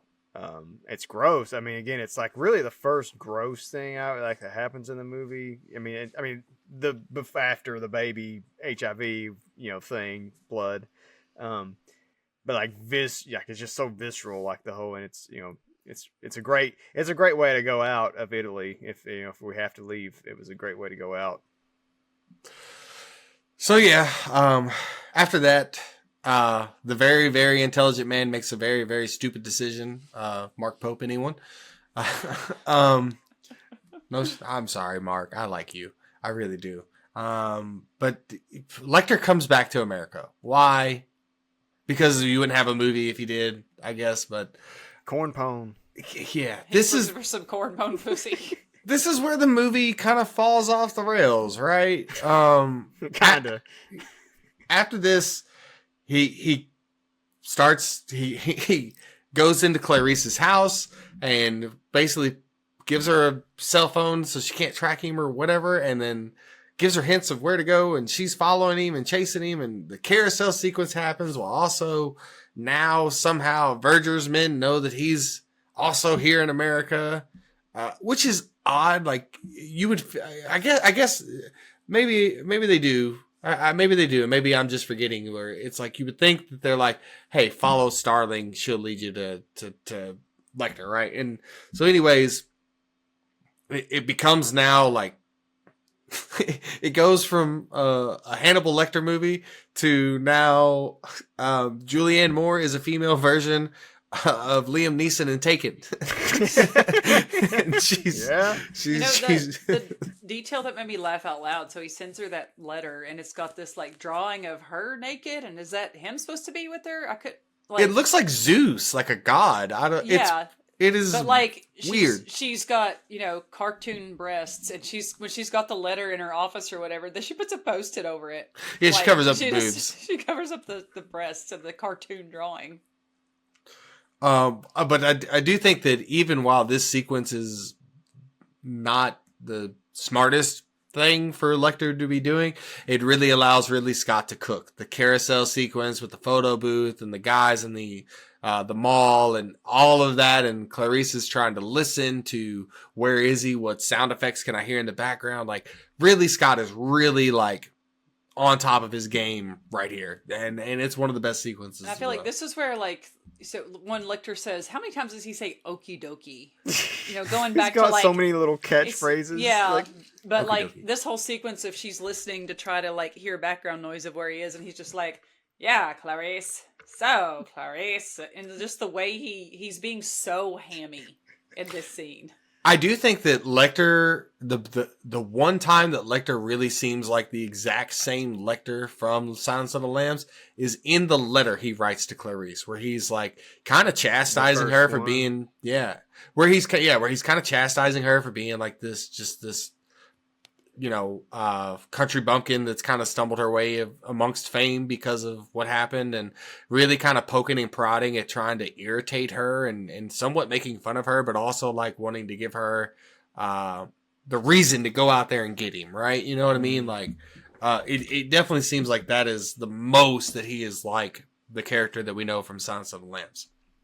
Well, the problem is with Silence of the Lambs, he's behind bars every time that they talk to each other, and that's never the case here, and it's never the case with anyone that he speaks to. There's always I think part of the power of is like the fear of this guy can't get me, but he can manipulate me with his brain, even if I don't think he's going to be able to do it.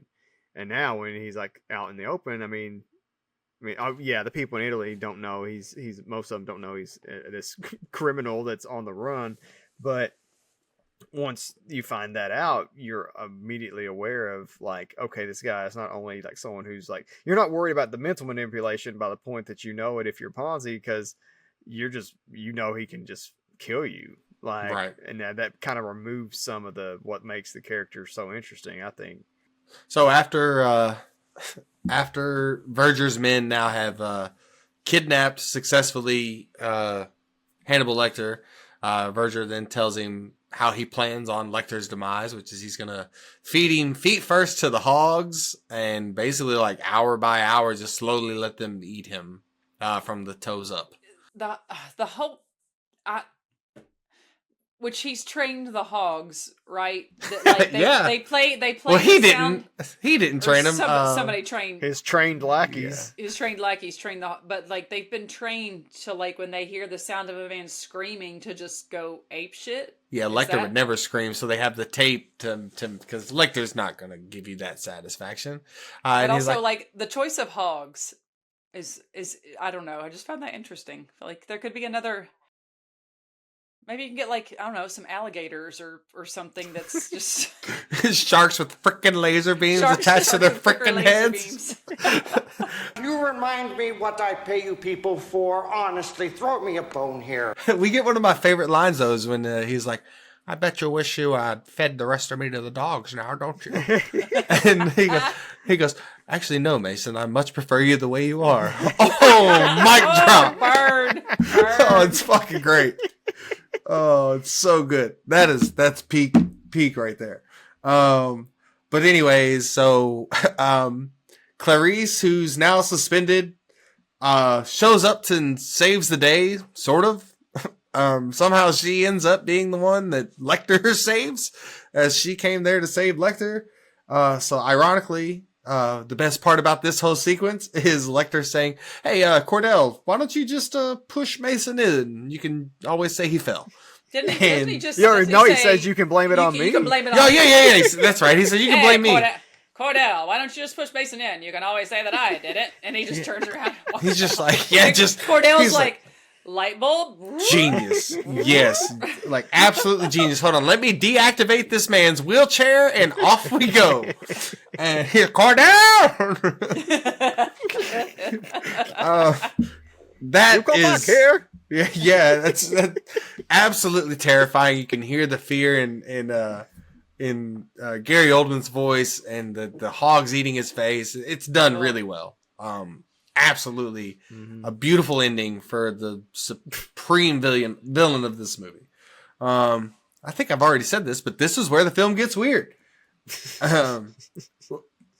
So now he takes her back to, I guess, her house, or no, I guess at this point it's something. It's Ray Liotta's house. Yeah, It's Paul's lake house. And because you hear him say something, it maybe even be ADR, but he's on the phone and he's like, "I'm going to my lake house and I don't want anybody to bother me," or he makes some comments. Yeah, he's kind of being an asshole to the secretary, letting him know, like, this is my vacation for the weekend. Don't fucking talk to me. So he takes Clarice there, I guess drugs her, and she wakes up. One of the things I found weird is, cause this is where the sexual tension really ratchets up between the two of them. And, he's now put her in this really nice dress that's just low cut, revealing. And Julianne Moore does look pretty stunning at this part.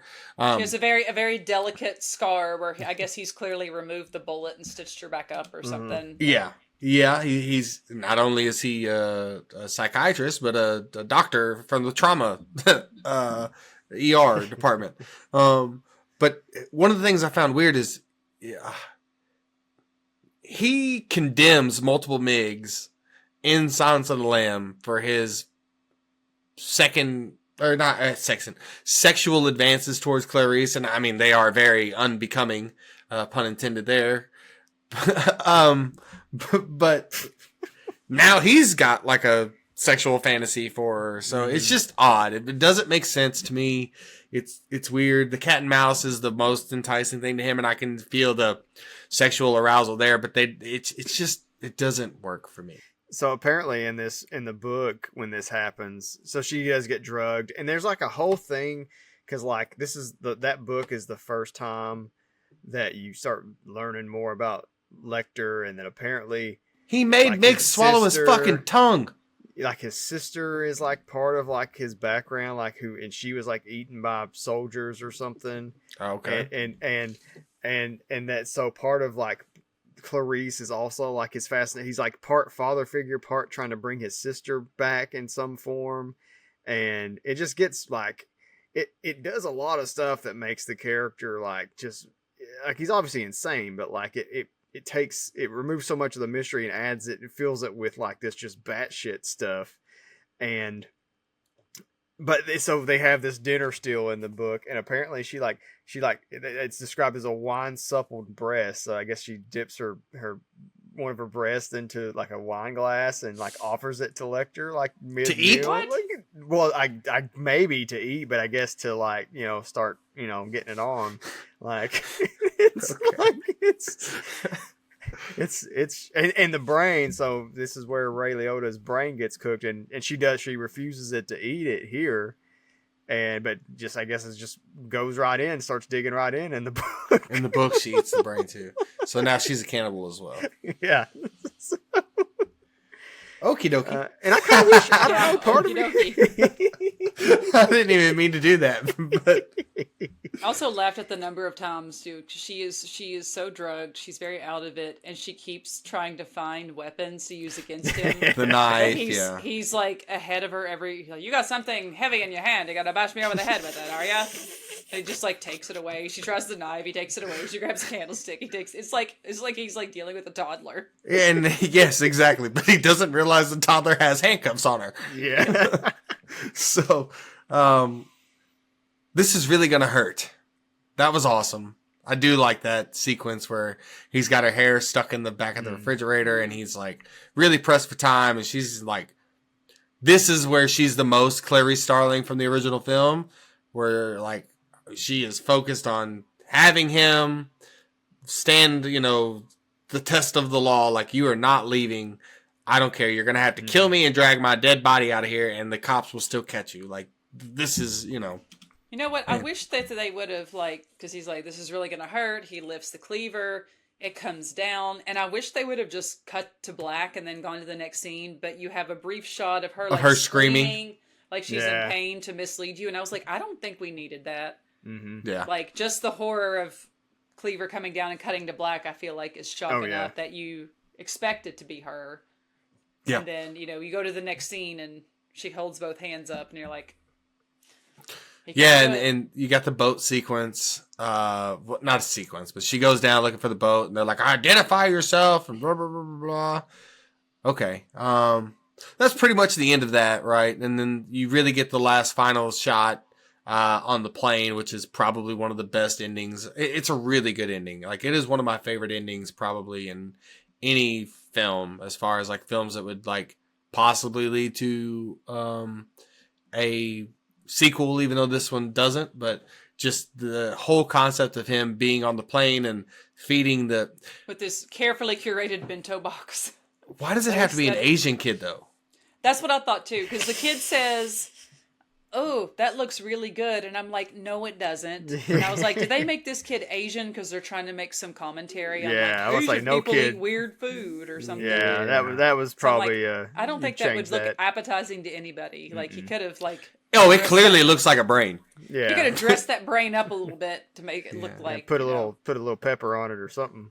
Yeah, I mean, he could have played it off as like, this is a lamb brain or a horse brain or something, and be like, this is a delicacy in certain countries. You should try it. But it's fun. He's like, it's always nice to try new things. And also, where was that kid's parents? Just letting their child eat food from a stranger. Yeah, was this another pre 9/11 thing where you could just have kids walking around aimlessly on planes? Like, that was just cool.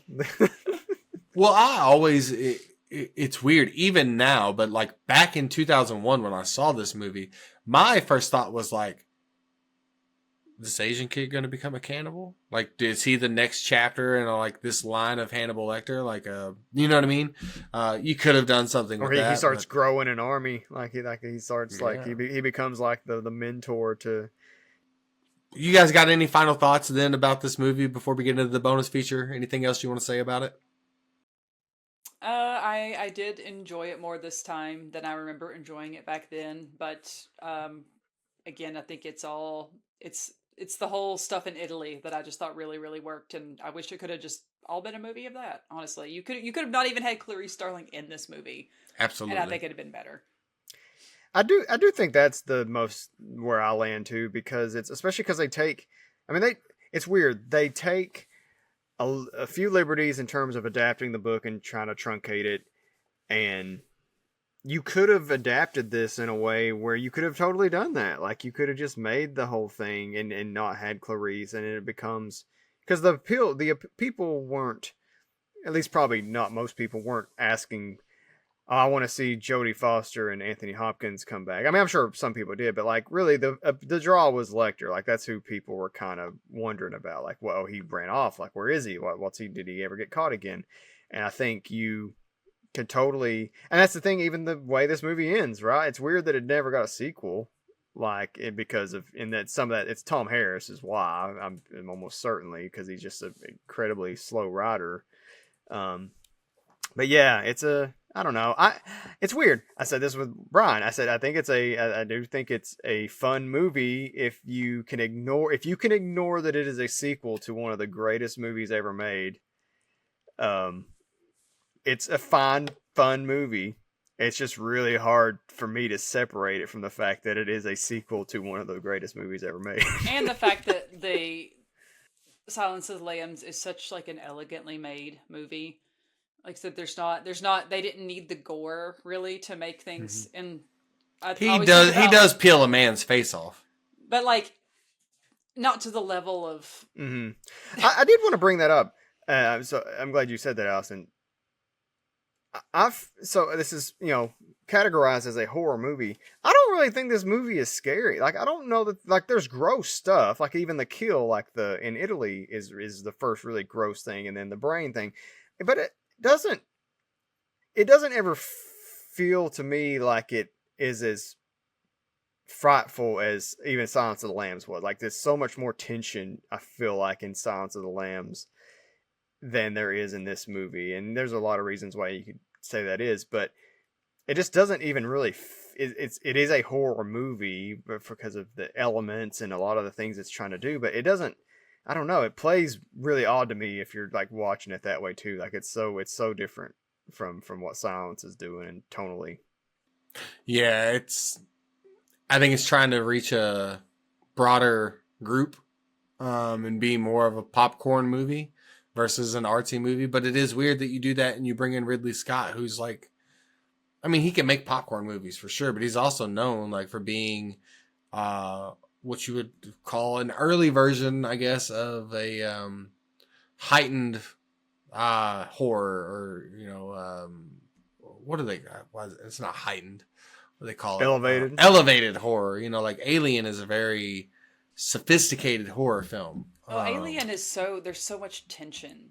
The atmosphere, which is what Silence has, though. So, like, why does that not fit this tone? Well, maybe he was looking at it. So that's Alien's a good example, though, because like Alien, the first one is that, and then James Cameron comes along for the sequel, and it's like an action movie, a fucking action movie, and it's which is awesome. I love Aliens. Yeah, they're both, Aliens. and that's like the thing that's interesting. They're both right? So like good, both of those so different, and that I don't think that applies here, but I can see. Especially if you're trying to put your own imprint on it and you're coming right off Gladiator, obviously, that had to be coloring this a little bit too, right? Like you're coming off of, shooting something like that. And I don't know. It's interesting. It is an interesting artifact of the year. That's for sure. Have you heard the story about James Cameron, like in his pitch meeting for the sequel to Alien? No. About like this is legend. I don't know if this is true or not. It's just a story that gets passed around that he like went up and like on a whiteboard or something wrote like Alien, but then added an S as a dollar sign. It was like, That is the most Big Jim thing ever, right there, bro. That man's ego is great. I love it. He wasn't wrong. No, he wasn't. That's so good. I do want to elaborate a little bit on Ridley Scott. I love him. He's one of my favorites. And we've been talking about like how he is sophisticated. And Josh, it does seem like based off of some of the highlights that you sent us from the book, he aimed to make this like a sophisticated film that somewhat surpasses Silence of the Lambs, right? Like, wasn't his view?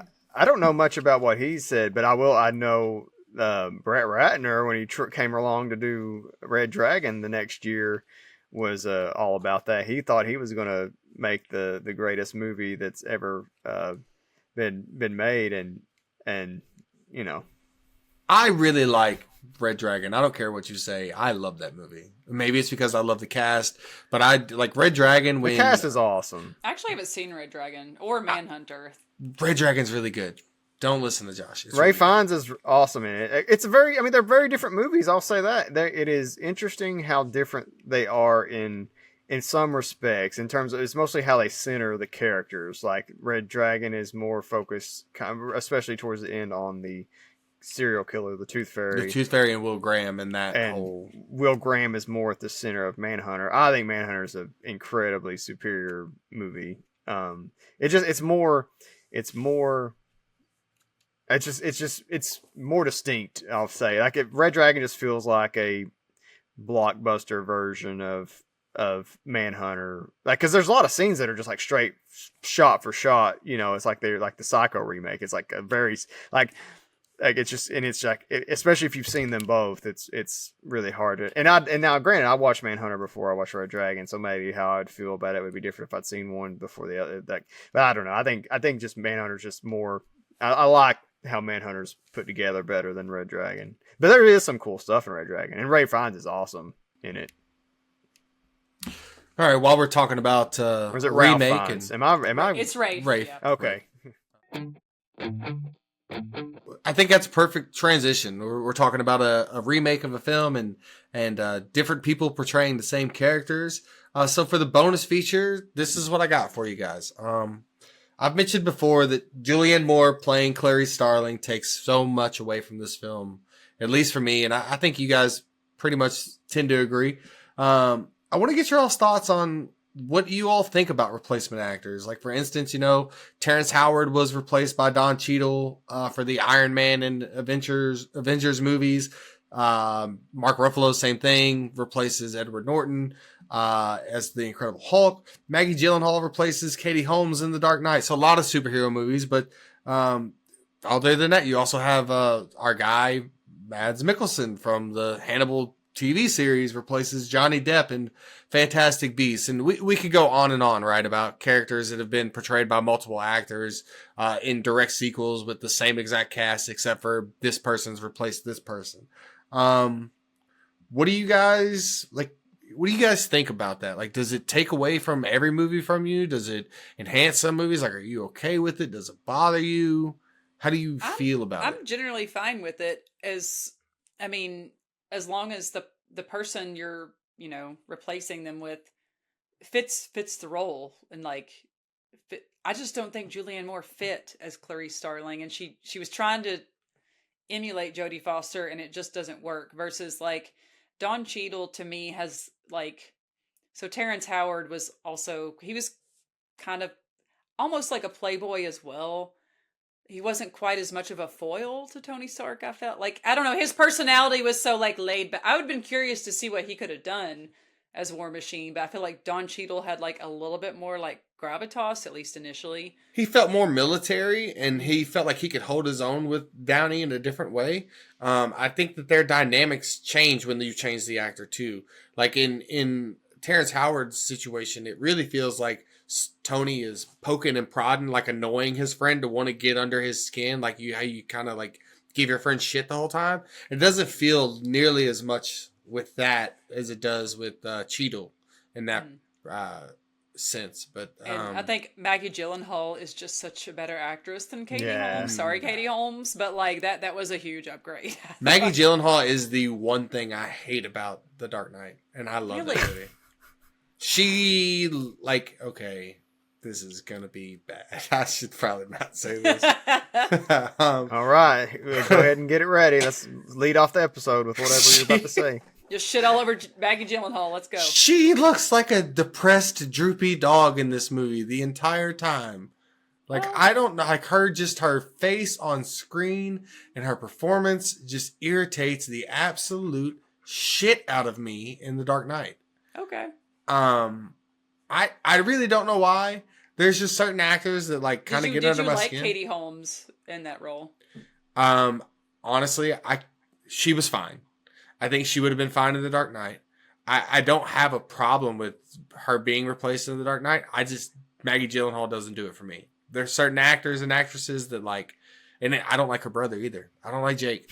We've heard, yeah. So I don't know what it is with that family. Wait till we get to Donnie Darko. I'm about to say, you're going to love Donnie Darko. Yeah, I don't know what it is with that family. But the thing though is Jake does some really good work. I'm able to tell you even if I don't like Jake, I can tell you that Jake can absolutely act his ass off in a lot of films that I've seen. I really enjoy them, and I can watch movies with him in it. But for some reason, every time she is on screen in The Dark Knight, I want to tune myself out immediately until the next scene that she's not in. And I love The Dark Knight. It's one of my favorite movies of all time. Could have been anybody but her, and I probably would have been fine with it. So yeah. But Josh, so all right, Julianne Moore, we all agree, is not the right fit to fill in and take the role of Clarice Starling. I think in the book there's some other actresses that are mentioned that maybe they considered. Is that right? I heard that Gillian Anderson was allegedly one of them, and I don't know who's if that? That's true. Oh, X-Files, Scully. See, I never watched X-Files. Oh my that would be why I would know. Okay. Okay. We're gonna have to rectify this at some point. When you watch Lion King, I'll watch X-Files. Gillian Anderson is someone who has just gotten much hotter as she's gotten older. She's aging in reverse. It's amazing. But she went on to play a role in Hannibal the TV show. She's like Bedelia something. She plays like another, I think she's a psychiatrist, as it's kind of a foil to him and like a love interest, and is super, super weird. And the weird sexual tension completely works with her and Mads Mikkelsen. Not to spoil anything, but she cuts off her own leg and cooks it to serve dinner for them. We didn't spend a lot of time wild. talking about that show. wild. The stuff that he writes about it a little bit in the book, and I guess I need to check this show. That show seems incredibly strange. Like, it is. I'm like, I cannot believe it ran on like a big 3 network TV, because it is some weird shit. I do kind of want to check it out at some point. I think it's totally worth watching. I'll have to give it a spin. Okay. Was there anybody else at that time that we think that maybe could have done the role better, or should it just been left alone? I lean that way because I think, I mean, it's a case by case basis. I think like the Iron Man thing is a good example because that was something I remember at the time. I remember knowing like that Katie Holmes got replaced, but I don't remember caring that much about it at the time. But I did remember not caring necessarily about Terrence Howard getting replaced, but I was like kind of I was into like what was happening with Iron Man. Like Iron Man was like it's still probably it might be my favorite MCU movie still, and it just was odd. Like it was hard for me to reconcile at the time. Now Don Cheadle's been around so long, and I've just kind of gotten used to it. Now it's weird for me when I go back and watch Iron Man. It's to see Terrence Howard there, so it's kind of I think it does kind of become like I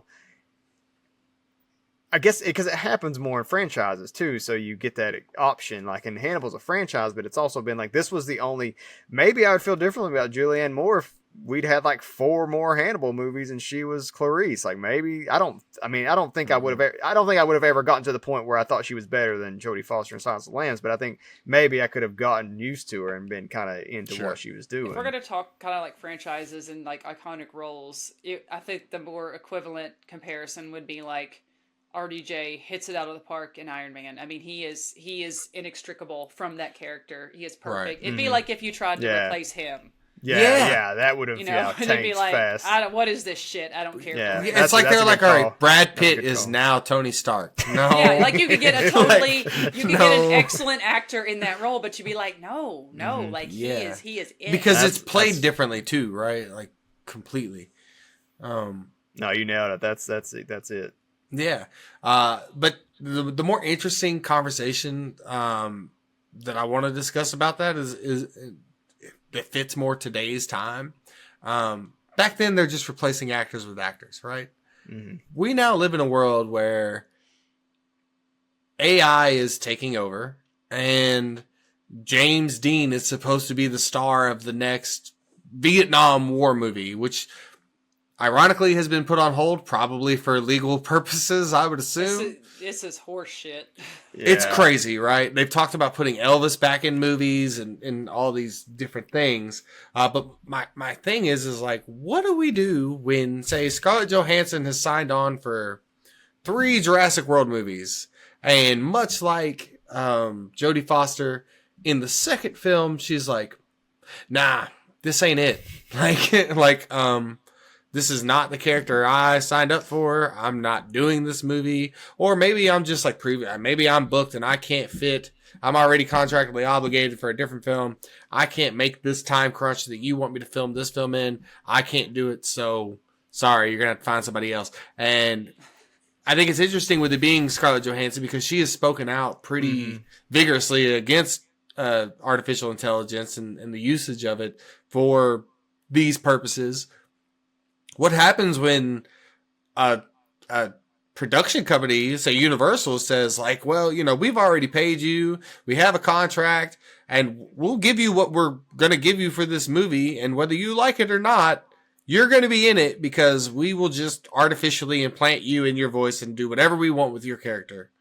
And I do think that we live in a world that very well could be a possibility in the next 5 to 10 years. I'm wondering if that sort of thing is being written into contracts now. It Like should I be. was, if it's not in her then you would have like you can't use my likeness without that's not part of this contract. But if they write it in like, hey, if you bail, we're gonna AI some bullshit, and your face is still gonna be in this movie, and you've agreed to it. I don't see what you can do about that. It's interesting too with that, dude, with the contract situation, because that was like it came up during the last actor strike, but it ended up not being like a big, like AI didn't end up becoming like a huge point of contention, even though like it was something I was thinking about and worried about then, like and thinking like, why aren't they being more like taking this more seriously? Like I think Robert Downey Jr. was really big against it too. Yeah, like I think there were segments and vocal, antagonists towards it, but like it ultimately did in the I think maybe it got to a point where they like, I mean it's different depending on the scale and where you're at and stuff, but like I think a lot of them probably have like approval, but I think we're going to get to a point where I don't know. I go back and forth because I think I part of me still feels hopeful that like humans want to see humans and or hear human voices, but then I also sit and think, well, how much like when I'm watching like it's easier to talk about it a little bit with animated movies because like what is stopping somebody like if so I know like James Earl Jones, I think his estate he signed off, like his voice has been basically trained, like used to train like future Darth Vaders. Like Darth Vader's going to show up in movies till the end of time, and it will always be James Earl Jones. And it will always be James Earl Jones. And I think it's as a fan, I love that though. As a fan, you love it, but as a when you're thinking about as a human, do I like that? I don't. I mean, it's hard because in that situation, like he's consented to it. He's like, right. and it's paying his family, and like it's his estate's in control of it. I'm sure they'll have like approvals and stuff over it. So in that sense, it's like, okay, that's great. At least it was handled. If you were going to go that route, it was at least handled with, I guess as much respect as you can handle something like that. But it's still at the end of the day, it's like, well, why can't some other person take a crack at Darth Vader? Like, and it's like right. with with the, that to me, like we're going to get to a point where we start to lose that. Because that's like take Batman. We've talked about Batman quite a bit on this podcast. Like, how many iterations of Batman have there been? Like, and they're all like, it gives you this room to see like how a different like person interprets the same Bruce Wayne character. Shit, we had in a span of what, from 89 to 97, you had 8 different guys play Batman, or 98, like, or 3 different guys play Batman, and then you had the Kevin Conroy playing him on the animated show at the time, and it just becomes like you have these tons of interpretations of the same character out there, and people like different things about them, and you can that's something we're going to lose especially in the animated space, if this keeps going on, or in the voice acting space. I think it's harder with face actors, but I mean, the visual effects stuff is so crazy now that it's entirely possible. Who is clamoring to see a movie by a fake James Dean? The studios. But like, is it, so it's like, my grandmother? Right. Is it supposed to be boomers? But like, I don't think like, I would go see it. I would be like, holy shit. Like, let's see. Morbid curiosity. Yeah. Like, let's see how this works. Okay. You're part of the problem, Slim. I know. But I would see it.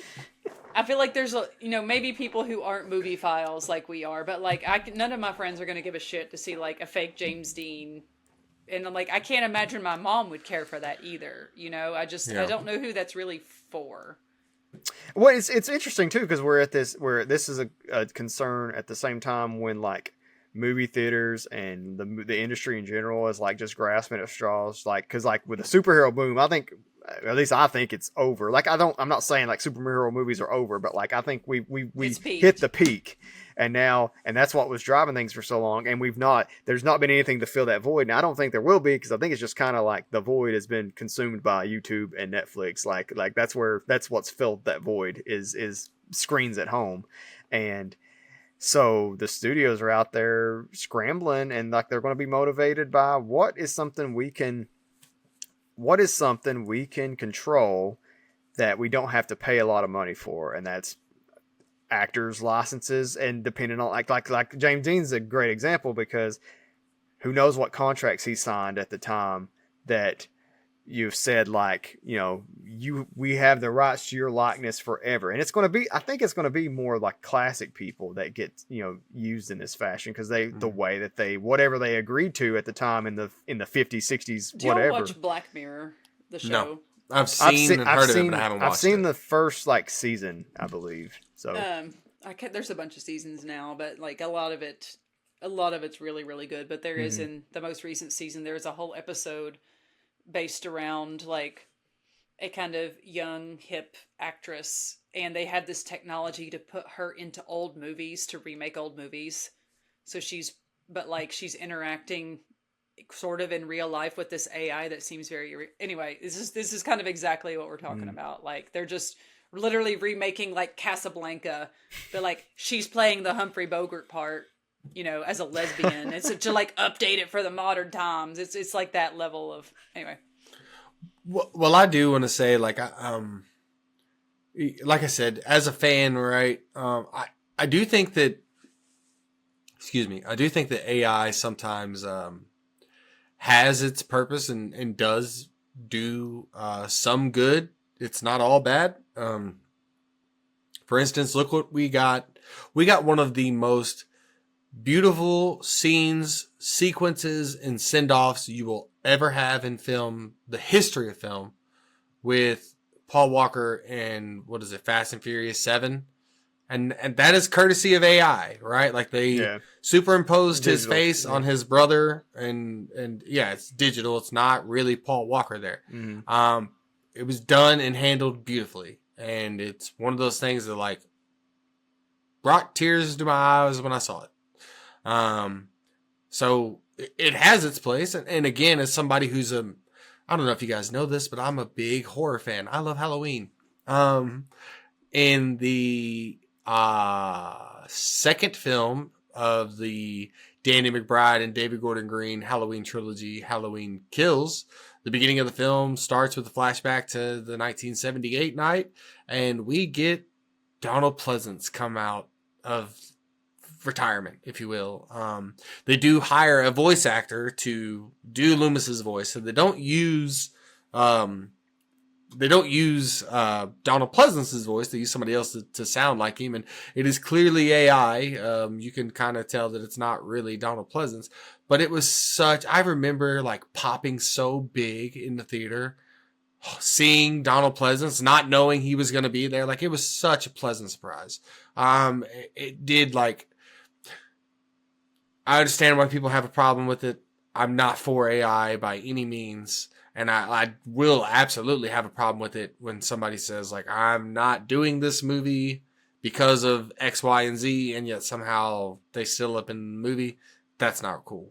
But I think it's just we live in a world where we're walking a tightrope now of, like, there becomes less and less black and white and more gray as far as, like, what's right and what's wrong. Yeah. So. No, I agree, and I think, and what's real and what isn't, like that's that's the even AI gets scarier every single day, like because of more and more realistic and believable. No, like with the case of Paul Walker, like that's a problem they needed to solve, or with like Carrie Fisher in The Last Jedi, like they're like we want to like give her a proper, and like I get it there, but like when you're like proactively thinking like, well, we could just do this, hiring stuff, that's when I really start to get bothered. Sure. Yeah, and it's like I'm cool with how the Paul Walker stuff was handled. Now, what happens though if because he's not dead in the movies, he's alive. He just well, that's the rumor. Is like what the next film is he's coming back. Like that is that's the rumor. When it gets really like, oh, that's fucking like that. bad. I don't like it. That I'm pretty sure that Vin Diesel has pretty much alluded to, like he's floated it out there. He's coming back in this last film. So yeah, that's not. We'll see. That's gross. It just feels like you're raising the corpse they're like marionettes, just like bringing the corpse out of the ground to like no. We've been going on for quite a while now. The interview was great. I'm so glad we got to do it. But yeah, it's time to talk about the main reason why we do this podcast. 25 years later, 2026, does Hannibal matter? If so, why? If not, why not? I'll keep it short and sweet on my end. I think the character matters. I don't think this movie matters. I think the character persists because of the Silence of the Lambs. I think we've ridden a lot of that wave. It exists because of that movie. I love Manhunter, but I wouldn't argue that it didn't do. It was like it's probably the least seen of all four of the movies. Far more people have probably seen the TV show than have seen Manhunter, but I think this franchise exists because of Silence of the Lambs, and good for it, because if I didn't like anything else about this franchise, I would still love that movie, and it matters because of serial killers, true crime, all that stuff is it's never gone away. It's never going to go away. There's a part of all of us who is attracted by, what's going on in the minds of crazy people. I would agree with that. I don't think this movie matters, but if we were going to argue that it did, it would only be because it showed just the public thirst for Hannibal Lecter, which has kind of continued this world of, more shows, Red Dragon. I mean, I'm literally waiting for any day for there to be like another like piece of property set in this world. I can't believe we haven't had one yet. Yeah, it's 12 years now, because I think Hannibal the series ended in 2015 or 2016. Yeah, it's been a while. Yeah, it's been a while. Wow, Josh, I thought every movie mattered. I know every like. Josh has said yes to every movie we've done know. so far. This is offensive, bro. I called myself out on the last show, so I'm gonna try to be more judgmental. Okay. Well, here's the thing. You're both wrong. This movie matters, okay? It matters. The reason why this movie matters is because it's one of the top grossing horror movies ever, like you said, like it shows that even though this is like very lightly considered horror by most horror people, it shows that horror can make money. It shows that horror can be a blockbuster movie. It shows that horror can be a date night movie that you can take your girlfriend out to on Valentine's Day. I'm just saying, like, they chose that weekend for a reason. Like, the weekend before Valentine's Day and the weekend of Valentine's Day are like huge date night couple. Like Deadpool released on fucking Valentine's Day, so yes, it matters. It matters because it's not the best movie. Like, if you're judging the movie based on the movie, I understand why you say that. But if you judge the movie based on the accolades because of how successful it was, it absolutely matters. I think that it sets the tone that, like, if you really have something, original IP or not, sequel or not, if you really have something that people can connect to, no matter what the genre is, you can make a great big film out of it and swing for the fences. And whether it's a great movie or not, if you've done enough groundwork to build that relationship with people that love it, they will come out in droves to see it. I think, you know what, I'm going to add to it and kind of not flip entirely, but I'll say also it speaks to, the books were crazy popular. Like we're a movie podcast, but the books were insanely, like, the books' popularity are what led to the movies getting made. And that persists, like that, like really strong popular books.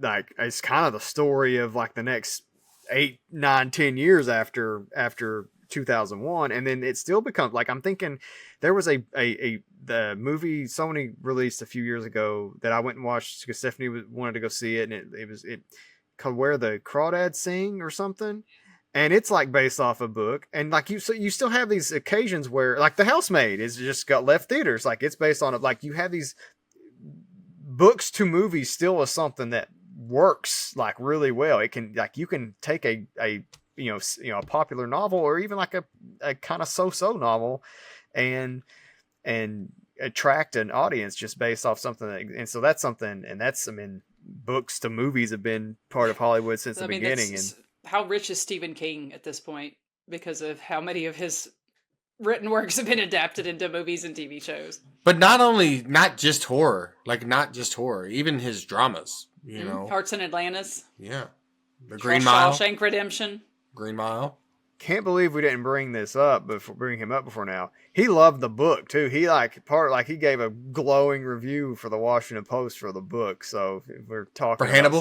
For Hannibal, yeah. Oh, it is so based off the conversation we just had with Brian Raftery, it is so weird it probably gives King an erection. Like he's here for the weird, bro. He is. Yeah. Well, guys, that about wraps it up. Josh, what you got cooking in that brain of yours? What's going on next week? Well, so next week we're talking about an episode. We've about a movie that we've already talked about. If you're listening at home, you won't have heard this conversation, but because of the nature of Brian having the interview with Brian, we moved some things out of order. And so Hannibal is getting recorded much later than a lot of the episodes that you'll hear in February. So next week we're talking about Gosford Park. It was one of the Oscar-nominated movies for Best Picture. It was an automatic qualifier. That is something. We had a really fun conversation. That's something I can say. I don't have to say that. Oh, I look forward to our conversation. I think we had a really fun conversation. So I look forward to re-listening to that conversation with the listeners next week. Yeah, from a serial killer, multiple murderer to a dinner where someone is murdered twice. And nobody cares. And not a single person gives a shit. Yeah. Not one shit. So thanks again for listening, guys. Please seek us out on all social media platforms. Go subscribe to our YouTube page. Go check out our Instagram. Follow us there. Check us out individually on Facebook, Blue Sky. We've got a TikTok channel for the podcast. Follow that as well. Like, comment, subscribe, share with all your friends. Be on the lookout for the free copy of the book that we'll be giving away. I can't wait to do that contest or whatever, as far as like just picking out somebody to donate the book to. I think you really enjoy it. So yeah. And that's pretty much all I got. Basically, guys, last thing I'm going to say is if you're not sure what the ingredients are on the sweetbreads, don't eat them. Don't eat food from random strangers on an airplane. Smell you later with my super-powered nose.